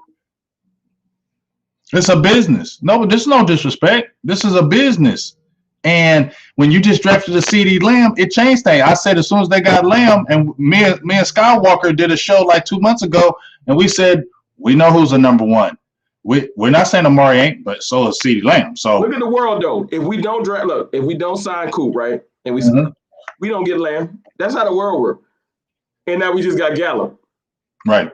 The world he only falls to us because we signed because the world is stupid. So Yeah, if we say we're gonna draft a receiver in the draft, we don't get Lamb. We probably get somebody else, but we wouldn't have got Lamb. Right. We just lucked up and got that. Yeah, we lucked up and got that, but like I said, things change when you get other players. Now you start thinking, well, maybe I can will and deal. But look, nobody need to feel sorry for Coop. He will be fine. If we cut him, he's not gonna be in the market. He got his bread, and if he gonna get another good year with Dak, because no one's gonna trade for him, to be honest with you. He gonna get one more good year with Dak. He's auditioning, and then he'll go get his money, and it is what it is. He'll be all right. Mm-hmm. And that's going to be another interesting topic going forward, because I don't feel like he's going to be here that much longer now. Just to seeing that dynamic, especially where they looked at CeeDee Lamb. I'm telling you, them Jones is like, we could probably do something with this because we got a guy now. CeeDee mad too, because CeeDee was like, man, I'm going for some records with Dak, and then it all came to a halt. Right. But you can still see CeeDee though. You can just watch him. Be just fine. Yeah, because we got this. Mm-hmm. He got too much heart. Mm-hmm. He's not checking out ever. Mm-hmm. He's just not. I saw his attitude. Look, I watch players when bad stuff happens. Mm-hmm. I saw his attitude when he hit that fumble last week. He jumped right back up. You know, it's I got. That's why I haven't been liking. I don't know what happened to Zeke, man. He showed the most effort this year slapping his helmet because he's mad because he keep fumbling. That was his most effort all year. Mm-hmm. And I'm like, yo, Zeke, like, what's going on? I feel like, and I got faith that if he just go into the offseason, listening to all this hate, and train like you did when you was out, like act like you worth something. Because he came, all he do, man, I'm telling you, Zeke coming in, his natural talent has probably always been better. Like he ain't never really had to train. Mm-hmm. And it has worked. And this year he's learning like, nah, I gotta train. So let's see what he's gonna do. Well, my guy Tavis Banks says, don't give up all our all-pro back, fix the damn old line. And like I said, that just comes back to, shout out for the $5 holler, Tavis. That just comes back to, though, if your line isn't good and the line is in flux and you're paying that running back this money, I mean, that's where you say, well, you shouldn't pay the running back that money because then you don't feel bad. Like, you don't talk about this. You don't talk about this if your running back's not getting paid that kind of money. You're not bringing up Ezekiel Elliott if he's not making that kind of money. You're not talking about him. The reason why we keep talking about him is because Zeke, but that money, it is. That's why you bring up players. I'm a firm believer Zeke needs, like, I'm tired of him being shielded by, like, all the times he's never shown up. No one ever brings it up. Because nobody ever criticizes him. He needs this criticism. Yo, if you keep coddling him, he's going to come back in the next season out of shape. He needs to hear this. And get your mind right. You making $15 million. Nobody feels sorry for you because you're getting some criticism. Man, 1,000 yards. Tavis said he's still going to get 1,000 yards. Like I said, 1,000 yards for a $15 million back is nothing. That is like you could pay a $7 million back. You could pay a regular back. Peterson get 1,000 last year. He like 70 years old. I mean, Darren McFadden got 1,000 yards. Are you going to say he's worth $15 million? Yeah. If you give an average back on a bad team, just give him the ball a good 20 times a game, he gonna get a G. It don't mean that he's nice. He just getting rep. It's 65 yards. It's 66. I think it's like 66 yards a game for you to get 1,000 yards. And once again, this is no shade. This is just what it is. Everybody has their own opinions. Once again, I'm not hating on Zeke. I'm just looking at like, dang, you could play Tony Pollard too. You know what I'm saying? If it's going to be like that. But let's switch to the defensive side before we get up out of here, because you mentioned Bradley. You mentioned Bradley Anae. A lot of people want to see him, but I think the reason why we don't see a Bradley Anae is because I know he can switch sides. He can play on the left and he can play on the right. He put his hand in the ground and he stood up, so he's versatile. But now you have a Randy Gregory back who's looking good. You have Gregory looking good. He's looking real good, and Alden Smith is still in there. So you ask yourself, where kind of snaps because of the scheme? He's not going to come in and take snaps from Randy Gregory. He's not taking snaps from Alden Smith. He ain't taking no snaps from no D-Law. He would take them stupid snaps to Dorrance Armstrong getting. Right, but he should be getting those. Like, I know it ain't much, because I feel like this. I feel you. I don't know why they play Dorrance Armstrong. There should be some type of a rotation. Even I know you don't want to take Tank off the field, and I know Tank. He ain't coming off the field. But every once in a while, you need a little bit of a blow, a little bit of a, over it. And Anae is young. So you start working them into at least a rotation. A 4-man edge rotation is perfect. Of course, next year it's mainly going to be 3 with Alden and Gregory mostly, and then I will get them Dorrance Armstrong snaps, and that's it. And then 2 years from now, more than likely we're not going to have Alden, and then Anai can probably, if he's showing promise, he'll fit right in. Mm-hmm. I hear you with that, especially with the Dorrance. I've been saying sit Dorrance Armstrong Jr. because, number one, this is 3rd year in his contract. He's going into his 4th year. You don't have any value from him. Like 3 tackles on the year, I think. And not just that, he's not your guy. You didn't draft him. That's not a Mike McCarthy guy. Bradley Anai is a Mike McCarthy draft pick, right? And we're seeing a lot of the 2020 draft picks playing this year. So this is your draft, and you're moving forward with your guys. You need to see what you have with Bradley Anai. You're most likely not. Earlier in the year, he got like 2 snaps. He got like 2 snaps, and they were good pass rushing snaps. And then he have real good production, and he played like 2 snaps. Yeah, he played like a couple snaps, and you were like, okay, let's see it. And like you said, Dorrance Armstrong Jr. is most likely not going to be back here, so why do you keep on playing him? Play your Bradley Anai. You're not hurting anybody by doing that because your team's not going anywhere. It's not like your team is going to go somewhere and do something crazy in this NFL or the playoffs. Bro, so I feel about Bernard too. Like he should have been getting the snap, but look, Jalen Smith ain't. Who's going to take him? They are so. That's Jerry Jones. That's Jerry Jones though. That's Jerry Jones' pick, so he ain't never coming off the right, but that's Jerry Jones. And when Jerry Jones comes out and says he's your cornerstone, he ain't never going nowhere. Hey, look, so we were talking. Steven came out and backed him, so I was like, "Oh, he ain't going nowhere."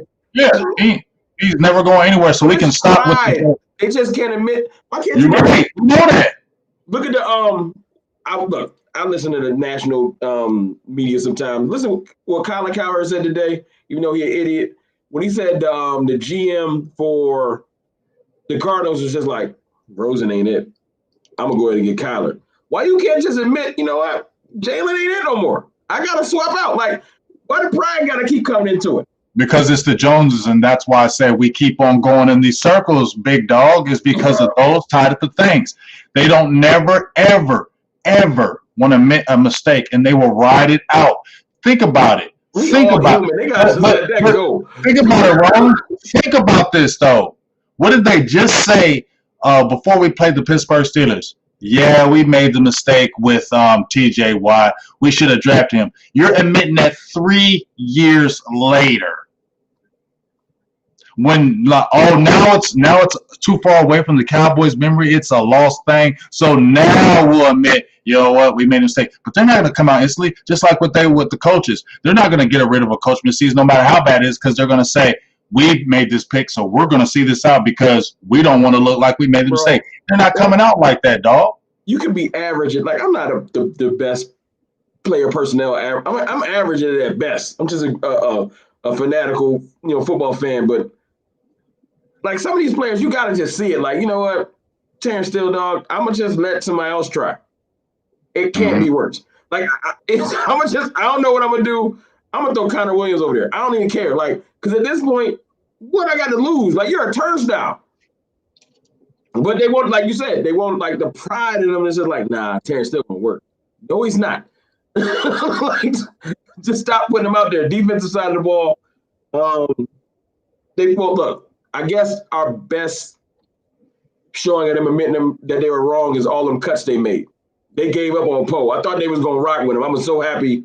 So maybe that was them not verbally admitting they're wrong, just being like, you know what? I think that's a little bit of the Mike McCarthy influence, though, because if you had a Jason Garrett there, I think Poe stays there the whole year. Because oh my God, Poe used to. But you get what I'm saying? You had Daryl Worley, Poe, and then you had who was the other guy that they got rid of?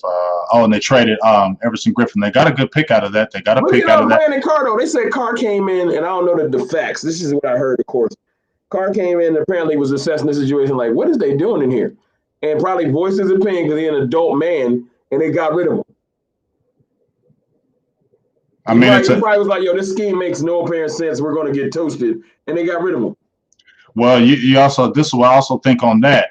You got a young guy in Maurice Lindquist. You got a new guy in Al Harris. And now you got an older veteran who's calling a young guy out for his stuff like, yo, you don't know what the hell you're doing.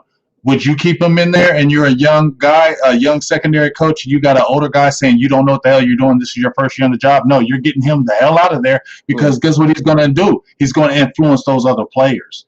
Because you know why they're going to look at him like you've been playing this league a long time. You know this is first year in the NFL. He don't know. So who do you think they're going to listen to? Come on, dog. Right. But in essence, you got to just look, man.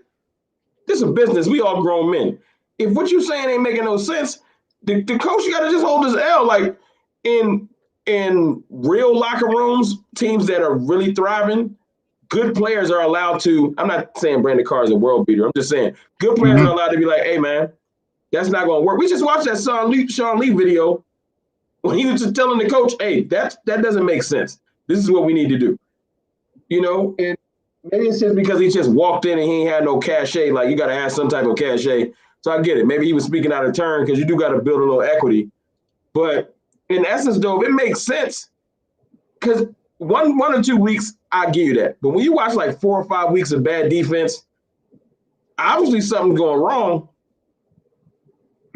I mean, I like I said, they don't want to influence other players. So if they feel like just think about the Poe thing.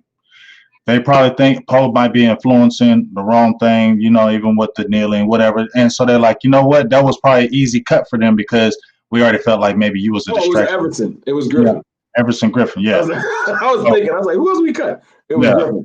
So that was a good thing because we got a draft pick out of it. Even though it was a 6th round, you still got something out of it because you didn't get anything to get him. You get what I'm saying? And you slashed his salary. So to me, that was a win in that aspect. And you got more snaps for Randy Gregory. You got a pick out of it. Randy Gregory plays more. You didn't lose anything. And now maybe you're young guy. Beast, man. You need to sign him. You need to sign him to like a 2 or 3 year deal. Him and Aldon Smith is decent. He's just, he's still working his way back a little bit. I'm not saying we don't need him on this team at all. But Gregory is definitely the other end. Period. No, not at all. He is a young 28. He is a different type of player. He has no tread on the tires for real. He's only played 1 full season. So I would love to see him with 2 back-to-back. But honestly, you got to get him to a 2-year deal. If the only thing that was holding him back was that issue and that's not the problem, then you need to get him on a 2 or 3 deal. He's not going to cost a lot of money. Get him low. He should be faithful because as long as you kept him and let him cook. Because let him cook because Randy Gregory, 3 games, he had 40 snaps the last game, season high in pressures, hurries, and he's just going to continue to get better the more and more. Just be honest though, some of the bad defense was personnel. Us getting back Gregory, LVE, Sean Lee, it's just some of it was just personnel. True. and then you could possibly be getting Cheeto back too. It's definitely going to help the team. And Gallimore is 1 week. I ain't gonna jump on well, actually, I've been on the hype train. I made a couple videos about him, but it's just personnel. Like Gallimore just playing with more. Poe is just standing up, literally. You know what I'm saying? And I feel like Tristan Hill I feel like Tristan Hill was freelancing trying to get sacks. I don't feel like he was too focused on run defense too much. So I'm liking what I'm seeing. I like the deep because that's been our whole defense was falling apart from D tackle back. Because we getting gouged up the middle, like getting thrown around, and then it kind of it's flowing into the linebackers. They can't make no tackles, and then we overcompensating, and then they going over the top. So I think with Gallimore playing good, and what's his name? I don't know if we still running Hamilton out there. Oh, Hamilton still gets rest because he's rotating with Antoine Woods at the 1 tech. Antoine Woods has been looking good too. As much as I hate him repping the Hot Boys, but that's another. Hey, you know what? I got a question here from my guy, the Lunatic. He gives a shout out for the $3 holla. He says, "Is Aldon Smith going to be our Robert Quinn this year, then go elsewhere?" I think that's a half and half because he's 30 and he's nasty. But athletes can downtrend within 1 year, and he has slowed down a little bit. And I don't know if he's going to have the same loyalty, especially if somebody jumps out there and say, hey, you got 5 sacks or something, we want to offer you more money. And I don't know how that happens. Look, he's an adult, and if they offer them if we offer them 10 or I don't know what we would offer him, I'm not a cap out. They ain't offering that. I'm just trying to throw out some money, and somebody else offer him like, or say they offer him like 6 and somebody else offer him 12. I can't be mad at him for taking the 12, even if he goes struggle. You know, he still got, because even out of football, he got to get whatever he can. But would I want him to stay loyal? Yeah, but be honest with you, to your point, if we see that we got something out of a 9, then you might say, go and get your money, Randy Alden, and we'll go ahead and just keep an eye around. That's why I want to see him on the field, because we're trying to save money here. And if we can roll with a 9 and that'll help us with that DAC contract, then we good.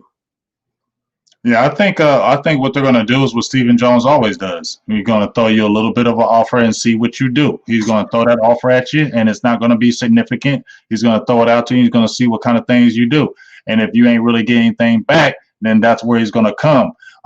But, you know, Alden wasn't really making that kind of money, you know, since he's been out the league. So maybe he look at this like, hey, this is a start and I can build. But I think that's a half and half. I don't think Alden Smith is a guaranteed signing for next year. I know how I think Jerry jumped out there and said, oh, yeah, we'd like to bring him back. I don't believe him when they say he's going to get fully signed. So I need to see what other offers come out there before I say Alden Smith. So I'm on the fence on half and half with him. He's just sowing seeds. He just want to put that in Alden's head. He's just sowing seeds. I get you. I feel you on that. When 9 come out, like say they give a 9 some snaps and he ball. You ain't going to hear Jerry say nothing else about Alden. He's going to be like, yeah. I love that. That Anai kid is something special. Yeah. He gonna say he is something special. You better watch out for that. I knew always knew when we drafted him he was gonna be some kind. Oh, shut up, Jerry. I don't want to hear that dude talking no more, dog. So, what do you think? We got 7 games left in this season. Yeah. What do you think the record will be in your heart when we get ready to close this out? And what's the one thing you want to see from this team moving forward? Okay. Record 2 wins. I ain't gonna give y'all a bad fan. Yo, we can go 7-9. I ain't gonna do that. Yeah, just keep it real, huh? All right, put it like this. If Dalton play like I hope he can play, like basically we're a running team that uses play action heavy for the rest of the year, because that's just kind of what this season has brought to us, we can go 7-9. We can, because of the schedule's that week. I'm not just talking stupid. The schedule is that week. We can win all of the games left except for probably Baltimore, which is like a definite loss. You know, so, but if Dalton comes out and plays trash and we start just the youth movement, I'm seeing 5-11. So we definitely gonna win some games. Everybody think we're gonna lose out to be 2, and that's not happening. That's not happening. So 5-11, worst case scenario.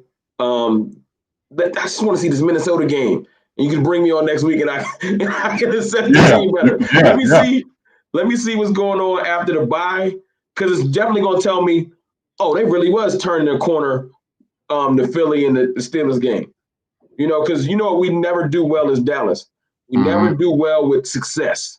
They get big heads and they roll. And I know the last 2 games, I know they've heard people being like, yo, they're turning it around. They're playing harder. So they might roll into Minnesota with their head too high, too cocky, and get blown off the field. But I want to see, because this is where your coaching chops really come into play. Let's see if McCarthy, like, I know he's been killing McCarthy. But let's just see, you know, because I have enjoyed this. We've been getting dead dirty on the officiating tip. We always do. But I do like because your team kind of follows the coach. And when we get bad calls back in the day, come on. Like, he claps no matter what. At least I've been watching McCarthy show some emotion. He's just as mad as we is. And I know that seems simple, but it's something about it makes you play harder for your coach when he look like he give a damn like you do. So I'm gonna roll with that. And you said one thing I want to see from the team. I just want to see a nasty attitude. I'm tired of the flossy Dallas. Like, and I know we got a skilled players, so it's easy to be like that. But I like during the Steelers game, I like that from Randy. I ain't care about that flag. I like that LVE swung at that dude. I know it's not necessarily smart. I just like the attitude of like, I'm tired of y'all acting like we soft. I want to just see some attitude from the players. I ain't saying play dirty. I'm just saying like, I want people to know, like what did Ralph Roethlisberger say? Like, I don't care what their record is, they play hard. I want everybody to say that for the rest of the year. Like, I want everybody to come into because they watch TV like we do. I know none of the teams respect us right now. Mm-hmm. I want every team that plays for the rest of the year to lead a game like, damn, that ain't the Dallas I'm used to. Mm-hmm. That's what I want to see. I don't care if we win or lose. I'll be all right with that. Just, I want an attitude from the team. I want it to be a little bit nasty, you know? Mm-hmm. And watching Randy Gregory, I know it was petty, but Antoine Woods, I like that. He was like, all right, you come over to the star, I'm going to get another flag. Right. You know what I'm saying? I want to see that. And that LVE thing where he was like dude was mushing him in the face. Mm-hmm. I like to see that attitude because it just shows me, yeah, you do got something here. Because early in the year, I don't know, man. I was losing heart. I was like, damn. Like, y'all ain't even trying to, like, y'all letting players do anything. They knock our quarterback head off and y'all just looking around like, yo, somebody going to help him? So I just want to see a better attitude, man. Culture over tanking. If I'm talking about games, this is what I've been doing since last Wednesday. I said we could get 2 games, possibly 3. I think we could be the 4-12, 5-11, like we were in 2015. Like I said, this reminds me of that 2015 season going into 2016 where we had a good team. We just had mass injuries.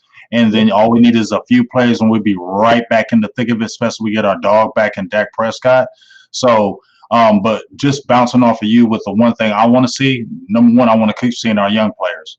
Play as many of the young players as you can. Play them, because usually the young players have the fire because they want the job. They don't have a position. They're not set. They're not set in there. They're not, oh, my future isn't guaranteed, so I want to play for my spot and earn my take. And usually when you see that, Rome, you start seeing that craziness, that excitement that you've been talking about, that fire that we've been waiting, and that passion. You usually see a lot of from these young guys. Kellen Moore last week? Yes. Like and, that. Right, and he's a young guy. Even Justin Hamilton the week before, you saw that energy that he was bringing. Those are young I was players. Reggie Robinson on the field while we had it, to be honest with you. You need to, because you just had, well, it just makes more sense because Diggs just went out. And here's the thing. Now you may possibly find your gem because maybe he's not ready for safety, but you draft him as corner. You have one more corner down, so bring him back on. You're not going nowhere with Savion Smith, dog. You drafted Reggie Robinson, so don't play Savion. Who? Wilson. How you feel about Donovan Wilson? I like Donovan Wilson. I liked him when we drafted him. He was one of the people I was feeling good about. Does he need work? Yes, he does. But one thing I liked about Donovan Wilson, to your point, you said you want people playing with passion, laying the boom. Donovan Wilson, as soon as he came in that Cleveland game, he was laying the boom on people.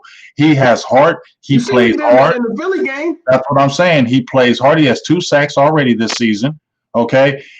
His last 4 games, each rating has gone up per Pro Football Focus. And I think if you pair him with a really good safety, not somebody like an Xavier Woods. If you get somebody maybe in the draft or free agency, like I think Sky brought out, some other people brought out Justin Simmons from Denver, the safety out there. If you pair him with, I believe, a really good safety, I think you'll see even more of a better Donovan Wilson. Because I think he's out of Hansa, whatever name, out of Florida State. Because I hate to say it, he like Jalen Smith. He might slip because he had a knee injury, but he took a whole year off. Mm-hmm. He opted out. He been just training. Mm-hmm. And his comparable is Honey Badger. Well, I'm just saying, if he slips, we can get him in the second round. I know this ain't the draft show. I'm just saying. Right. But my thing is, we need a dynamic safety. We need we don't need no regular safeties any longer. We don't need you already got Donovan Wilson's a 6th round draft pick, and Xavier Woods was a 6th rounder. We need one of those guys. Okay, we need one of those. You feel me? We need one of those top upper echelon guys, and then you pair him with the Donovan Wilson. You don't make the Donovan Wilson the guy. You make him the secondary. You feel me? That's what we've been doing. We've been just bargain basement with the safety. We be all right. Exactly. Get you a top dog, and then pair him with the secondary. Then the secondary type safety. Then it makes your team better. So I like him going forward. And if you're doing addition by subtraction, subtract Woods, bring in Wilson. I'm cool with that. They're both 6th rounders. They're not costing you no money. Look, I'm out on Woods. When I saw, first of all, that comment, I'm still, I'm blown away. Mm-hmm. You just don't say that. I don't know what that. Everybody plays sports. I just don't know how you can say. I mean, we ain't gonna play hard every down, but the Washington game, that clip floating around where the back is running at him, and I know he's trying to take an angle, but you can't ever have a freeze frame where a back is running you and you run in the other direction. Like, I don't know where he learned that at, but that's not it. Anyway, I was out. I was like, nah, you can't be turning around and hoping that he's running the angle that you're running in. It just disappointed me. So I'm ready to move on from him. I like Donovan Wilson. I would love to see what Reggie Robinson got because, I mean, you know what I'm saying? At the worst, he's going to get somebody that's going to give you all the effort in the world because he's trying to get a spot. Yeah, well, like I said, you drafted a 2020 draft. Most of them are playing. These are your people. So from here on out, you need to be seeing what your people can do for the future of your team because those are your guys, and you need to be able to see what's happening. So play as much as you can because you can feed us whatever, but Dallas ain't going nowhere, dog. And I'm not hating. I'm looking at reality. I would love for us to. And if we did, I can definitely come on here and say, yeah, I didn't think we were going somewhere, and we did. Okay, I can definitely jump on there, but I just don't think we are. So play as many people as you can so you can get a barometer of what you're going to be looking like for the future going forward. Some pettiness real quick? What's that? I really feel like the last game of this year is going to be for the division. You think so? But we play the Giants. Look, I'm with you. We probably going to be 5 and whatever or 6. I really feel like if you keep it funky, it's turmoil up in Philly. Like we're dealing with injuries, and it's not turmoil in Dallas. It's injuries, and it's trying to patchwork this thing. It's not like I know everybody was saying like with the whole anonymous player crap. That's gone. I feel like it's more so we just trying to see who we got and what we got. Philly got turmoil. Like I feel like there's players that are like fed up. They do have enough talent to not be that bad. I don't get it. And then when you hear like Carson Wentz is checking out, man. Like he mentally not. He like checking out. And I'm not saying I'm mad about it. I'm just saying with this stretch they got coming up, they can go in the tank. They dropped to Cleveland and then dropped to like Seattle, and I don't know the exact order. They got Cleveland, Seattle, Green Bay, Arizona, Saints. They can mess around and lose every last one of them games and just be mentally out of it. And then I can see New York, who's balling, and us. Now, New York win the division, I don't care. I just feel like it's going to be one of them weird years like, really? It's crippled Dallas versus New York for the division last game. And you know what? If we're smart, we'll let DiNucci play and get the right pick. They ain't gonna do that. They won't do that though. You know why? Because Jerry Jones and Stephen Jones are always going to feed. We're in it, and we have a chance to make the playoffs. So they're not going to do that. I would not. If I literally got it's 12 pick versus 19. Oh, that's the Tank Bowl. I'm starting Cedric Wilson at quarterback. We're not winning that game. But you know what? I wouldn't want the playoff game. But you're right. Jerry and them don't care. They don't care. They're not going to do that. Jersey sales and stupidness. Jersey sales, and guess what? That help. That's more money in for Dallas. So they're going to push that until the very freaking end, and that's just how I at least know that about them Cowboys. I know they're going to try to push that envelope to the very end. So we'll see how this goes with Minnesota coming up. Matter of fact, what is the score of that Minnesota game? I haven't even looked at the game, man. I'm gonna have to check that out because I want to see how they right now, real quick, before we jump off. Yeah. Tell me the score of that game. 13 Bears, 10 Minnesota. Minnesota got the ball in the third quarter. Well, that's a game. Once again, I'm telling you, dog, we might beat Minnesota. That's what I'm saying. I need to see. Look, we beat Minnesota. You beat Minnesota and you bring me back on. I'm gonna be in here talking 7-9. I'm telling you. We beat Minnesota. You gonna be like, here come Rome, he hype. I'm gonna hit you. If we beat Minnesota, I'm gonna hit you like, yeah, man. It's about to go down. Because I'm that. Look, I just said it before. I'm that fan that be like, I'll be mad like everybody else during the game, and then at the beginning of the week, I'm on my GM, and then Thursday, Friday, and Saturday, I start talking myself right into it. It don't matter who. Like, if we just do this, we can win. And then by Sunday, I'm all in. I'm like, we're winning this game. And then, like I said, the last 2 weeks haven't helped. I've been getting more in my head. Like, I don't care if we 2-7. Look at the division. Mm-hmm. I just feel like if things break, I'm telling you, Philly gonna drop to Cleveland, and the Giants might. Who they got next? I don't even know who the Giants have next. But the Giants have they don't got an easy. We got a real easy schedule, and if we can build some like I said, it's all about how we play. If they go into the game not thinking that Dalton is Dak like they thought, hey, look, let's go and play defense, time of possession, give Tony Pollard half the carries, Zeke half the carries, maybe save some Zeke for next year because, you know what I'm saying? When it, like, I would say I would love to see like 30 runs, 25 passes, that type of thing. Dalton can hit those because it's going to be mostly play action. Dalton can hit them passes. Now, if you go out just letting like Dalton light it up, it's going to be a long day because he ain't got that in him. But if he can't hit a play action pass, they might as well just send him home. I mean, honestly, dog, the rest of these games are going to be done with the trenches. Okay, if the offensive line can do what it did the last few games, and give the quarterback some times, we'll be in the game. If the defense plays like it played the last 2 weeks, Dallas can win the game because it's not like we don't have talent on the damn team. We have talent. It's just that we got to play to it. Let me ask you this question. Mm-hmm. I know we all hate Terrence Steele. I don't hate Terrence Steele, though. I just feel like he's not ready, big dog. You feel me? Like, we've seen enough of him. Brandon Knight brought him back. Brandon Knight got I feel like he got cleanup surgery. I don't think he got. They never said season ending. Yeah. So if he come back, he needs to start. Do you put him in and keep Fleming? What can you mean, Cam Irving? I mean Irving. My fault. Here's my thing. This is what I would do. Cam Irving hasn't played bad, and Cam Irving's trash to me. Okay, Cam Irving is straight. Not good. A world beater. You right. He's not good, but he has played serviceably these last few weeks. He has played serviceably. So he's playing better than Terrence Steele.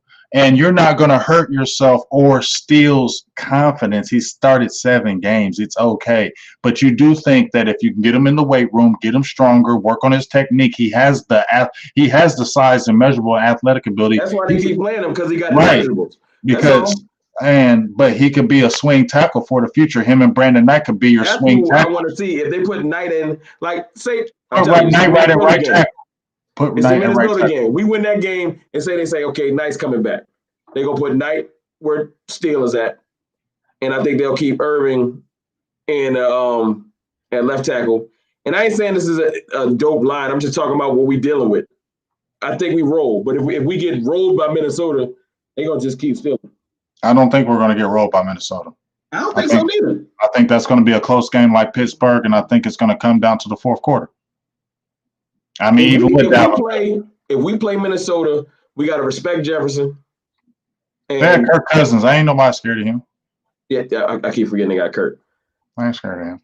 Yeah, look. We about even quarterback-wise in the Minnesota game because Kirk is Dalton. I ain't scared of no Kirk Cousins, dog. So, you know what I mean? If Ben ain't dices up, I'm not about to be afraid of Kirk Cousins. And Dallas, and if you look at the statistics, Dallas doesn't have a bad pass defense. I think we're giving up 223 yards a game. It's in the middle of the pack. It's the early games that got everybody marred. Like and if you watch Dallas like I do, you don't just jump at the headlines. Mm-hmm. They don't give it. First of all, we took the Rams. I know we lost, but we didn't get blown off by the Rams. And we was leading in Seattle. And I know Seattle got their own problems. My point is, it was that little stretch that after Dak broke his ankle, we mentally checked out for 2 or 3 weeks. And people are not accounting for just human behavior. Like, they was like, yo. Season's over. You know what I'm saying? Because before Dak got hurt, I know we lost. Cool. The worst games was Cleveland, Washington, and Arizona. It was that stretch. But Seattle and the Rams, and I know we had a bad but we won Atlanta. So it is what it is. We actually won that game. Even though we started off horrible, we showed some resolve and won that game. We showed some resolve and was up against Seattle. I know we folded at the end And you guys just give them won that game if our could have won that game easily. First of all, we should have won that. We could be 4-0 when we started out, but the defense basically laid eggs. We should have won that Rams game. Right. Dak through the dime. About that call. Right. So you got a lot of games where they say you could have been 0-4 or 5. Well, you could have been 4-0. Yeah, man. This is why I'm like that stupid person I know what they gonna hate on us, and I still watch them shows. I know. I don't have no excuse. I still watch them shows. I know they're not gonna give us no credit, but I think I just watching to hear the stupidity. Mm-hmm. But anyway, I just feel like this Minnesota game. If you're free, I'll jump back on and we're gonna definitely do it next week. I'm my bad fan take. He's gonna be like, I'm telling you what. I'm already gonna be shaking my head as soon as you come on. You play good. You gonna be like, this room gonna be turned. I know it because I'm gonna come on like, watch us go 7-9. Like you almost want us to lose, so I can come on and talk logic because I'm that fan, man. I can't help it. Mm-hmm. I want to pick look. If you get a good pick and your culture broken, man, it ain't gonna matter. Look at some of these teams get good picks every year. Mentality just broken. Let's keep it real. Ain't no draft picks guaranteed either. So you can draft all you want. You can say you got a high draft pick. Ain't none of that stuff guaranteed, and that's why I'm not even listening to the Trevor Lawrence or the Justin. I'm not listening to that talk because I've been said this from the very beginning. You don't know. Mr. Rome, why do you think they changed the salary cap for the quarterbacks? Because they were coming in, making all this damn money, and they ain't proved nothing. And you got quarterbacks been playing 5, 6, 7 years getting it, and these young rookies are coming in there making more than them, and they ain't did a dime, and half of them come in as bust, and you're making more than me. That's why they changed that salary cap. You feel me? It was the Sam Bradford effect. It was the Sam Bradford effect, and it's like you can't expect just because this kid is doing this in college, there's no guarantee he's going to come in here and do this in the pros. So it makes no sense when you say go after Trevor Lawrence and Justin Fields, and they may be good. Yeah. They have the talent to be good, but they're still not a guaranteed dog, and you guys still got a young guaranteed in Dak Prescott, so that don't make no damn sense to me. I saw that tweet where they showed the Joe Burrow, Kyler Murray, Baker Mayfield, Sam Darnold, Trubisky, Jared Goff, like all of the quarterbacks for the last like the ones that were supposed to be them dudes. Mm-hmm. That the list of like the quarterback, because there's quarterbacks every year, but there's every other year it's like he gonna be the next one. Mm-hmm. When I look through this whole list, Kyler Murray and Joe Burrow look like they got like a decent future. Everyone else though, people throwing it on the line and not knowing how these dudes gonna turn out. Like I ain't saying Justin Fields gonna be bad, but you got a veteran quarterback that can ball, and you gonna just throw it on the line and end up in quarterback purgatory. And we've already seen it in Dallas. And when Jerry Jones and them guys picked them quarterbacks early, they don't do it because the only good quarterback they have picked, and that was under Johnson's watch, was Troy Aikman. And then when Johnson left, who are the quarterbacks that they picked that been good? Exactly. Just to watch Dak go to the Colts and win a Super Bowl. And we've seen too many of our players leave and go be successful somewhere else. Yeah, and so I get mad every time I see Anthony Hitchens make a tackle. Oh. You talk about half the Kansas City Chiefs is on that damn team now. It's from the Damian Williams, Kansas City Cowboys. Yeah, you feel me? So that's the one thing before we head out of here. I'm gonna say on that note, when they had Jimmy Johnson, they picked Troy Aikman. But when they didn't have Jimmy Johnson, look at all the quarterbacks they had picked up, and they got lucky on Romo, and that's what Bill Parcells was really pushing. But they got lucky on him, but even he wasn't drafted. We got lucky on Dak. I'm just saying. But when they go high and go after a quarterback highly, they don't do it. So that's why. From Memphis, what was dude's name? Oh, Paxton Lynch. Yeah, look, if you let it be up to Jerry, we'd either have Lynch or Johnny Manziel right now. Yeah. Well, I ask you this one last question because you want to look too on the Joneses, like the Joneses in and out. When I'm not speaking deaf on nobody, but when it's time for Jerry to not be there, however that happens, how you think our franchise is going to end up, man? Because Steven, I'm nervous now with Steven. I used to be excited about Steven when he came in. Me too, man. I used to be like, Steven mess around hiring a GM. Yeah, if he hires a GM, he moves out the way. But now I see how Steven acts, and he's a goofy, and he's worrisome because here's the thing. Here's the difference between him. I can't front. Stephen Jones has made a lot of great money situations for the team, put him in good shape, and he doesn't have the loyalty to the players like Jerry does. That's what I do like about it, because he won't stay loyal to you. He'll cut you in a minute. He'll cut bait. That's why Dan's gone. He'll cut because of Steven. Yeah, and it's because of the money. Like he will cut you with money. He will lowball you. So I like players getting their money, but I also like you not being married and having that emotional attachment to the player. I like that about him. But I don't like how he is not a football guy, in my opinion. He never earned that ranks. You would just grow up in it because your daddy was the owner. Yeah, you're not a talent. You're not a talent evaluator to me. Yeah. Yep. You're a director of player personnel, but you're not a talent evaluator to me. You was all given to you, but yet you're a director of player personnel. I don't like that because I don't think you're a football guy. And because of that, you're trying to make the football player decisions and you're not the dude. Money, great. So if he moved out the way, but we know the Joneses can't help it. They're never going to do that. They're never going to do that. You know who else I like? Your boy Roddick. Roddick from ESPN. He does the games. Oh, my God. Louis Riddick. You can bring somebody like him in to be a consultant, a football guy, a football man, just do it football. But it's never going to happen. And the Jones, prideful, man. Too prideful. Think about this, Ron. The GM is almost 80. Yeah. Our GM is almost 80, dog, and still talking asinine things. You know, when you put up their titles, when you put their card up, and it was like 7 titles, like GM, security, like they doing everything. Like Jerry Jones' business card look wild. Like you can't let nobody else get a title. I mean, it's the same thing with Al Davis, man. When Al Davis was there, he got rid of a John Gruden. I'm not saying John Gruden's all that, but just how it happened. Him and John Gruden were going through because John Gruden won power. He said, "You're not getting power because I run this. I make all the decisions, right? So I got rid of you for draft picks, right?" Yeah. So he goes and does his thing, wins. Now, guess what? We know Al Davis was the power-hungry freak. It didn't matter. When he finally died off, and his son, who, comes in, he brings Gruden back, right? Now, when he brings Gruden back, he gave Gruden all control. Him and Mike Mayock, who had never been a GM in his life. But those two guys and Davis said, I'm backing up. I'm not saying nothing. I'm going to let my two guys who do football make this work. And guess what? Guys, like you said. First year, they were 4-12. Next year, I think they were 7-9. And look at them this year.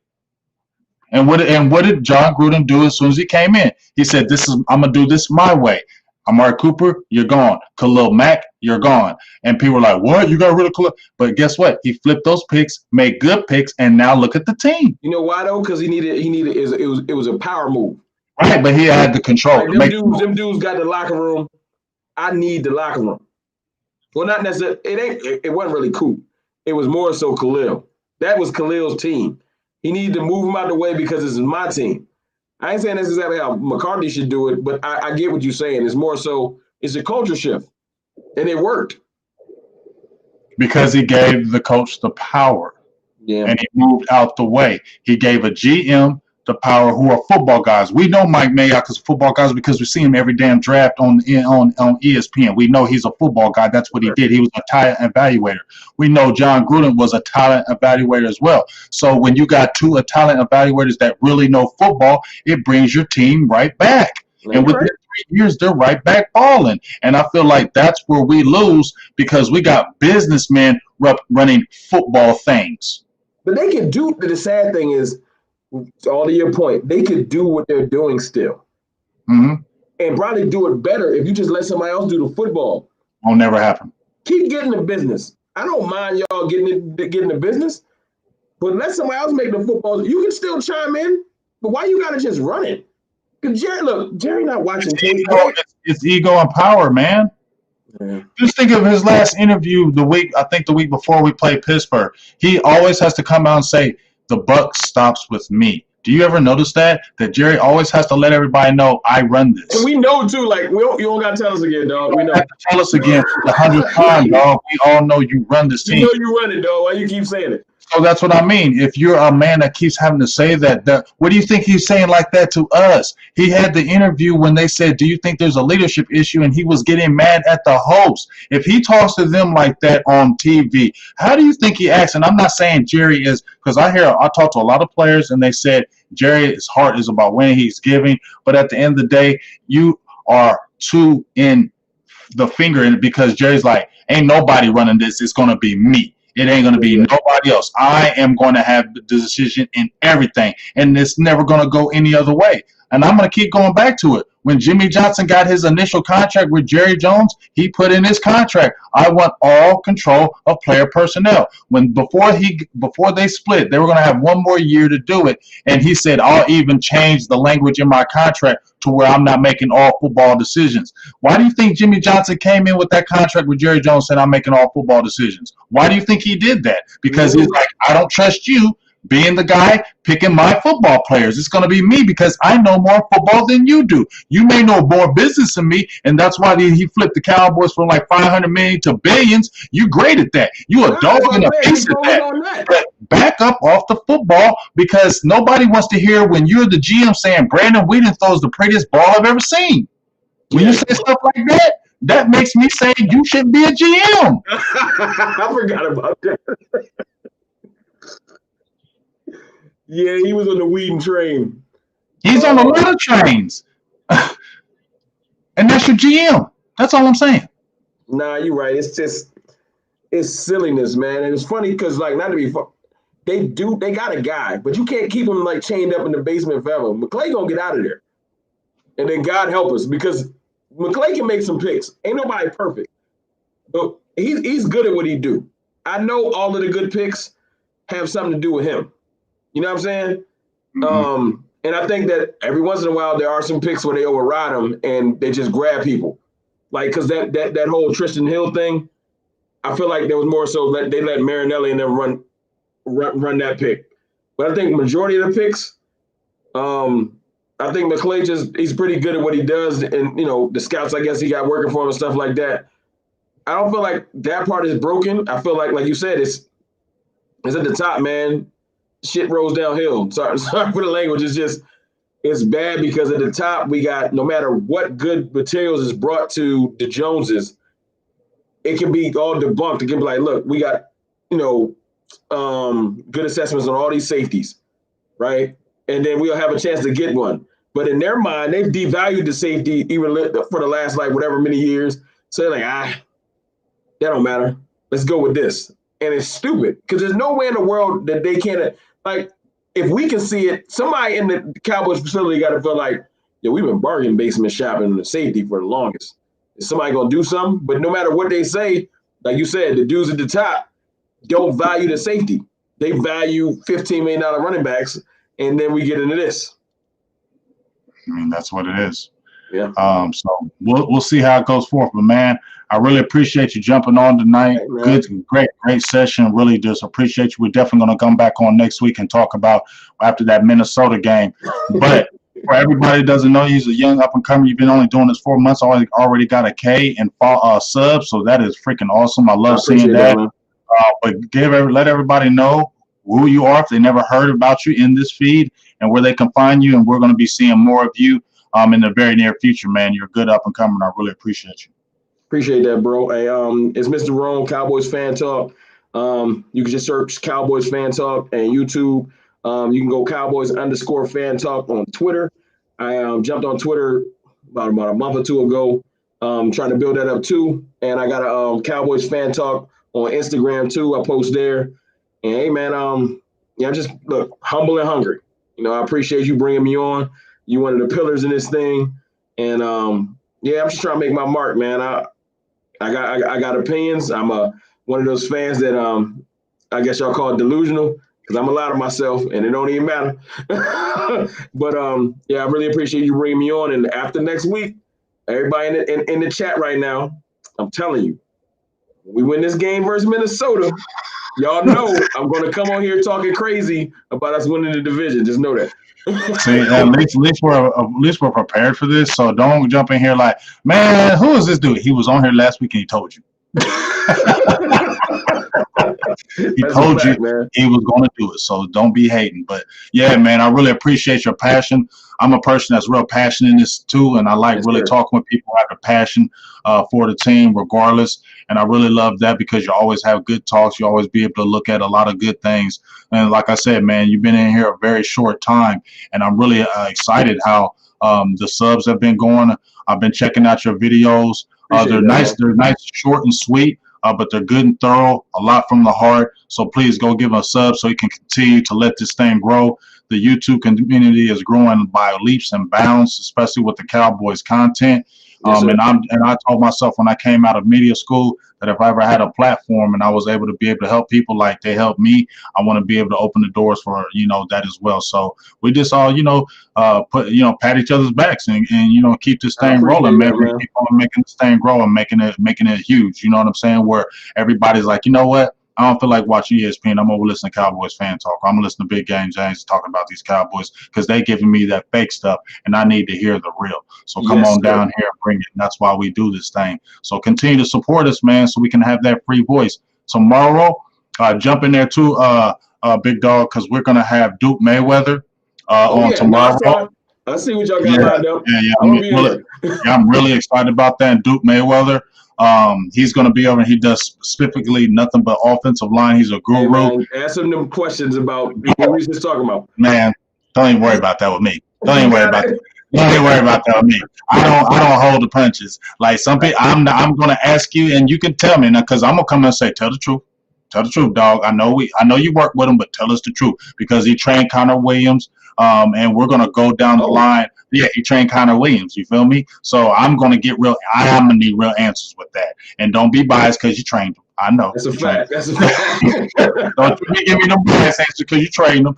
But we're gonna go down the line about the whole offensive line and talk offensive line. We're gonna talk the Zeke thing because that's gonna be huge. When the Zeke, is it the chicken or the egg? Like Law said.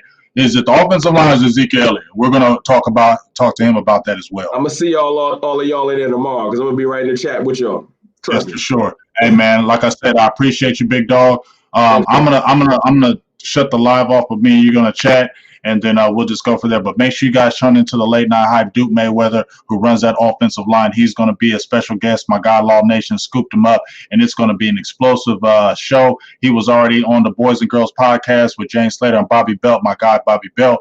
So we're going to run it, and we're going to talk some good stuff. You know how we do it, man. So we appreciate you from Silver and Blue Nation, Big Game James, Cowboys Fan Talk, the new guy, Mr. Rome in the building. Go sub, go get it, go figure it out, and let's make this thing great, man, and continue to roll. All right, so we'll appreciate you. Appreciate everybody in the feeds, my mods, my subs, my members. Let's keep on doing this, and we'll see you tomorrow on the Hype. Peace.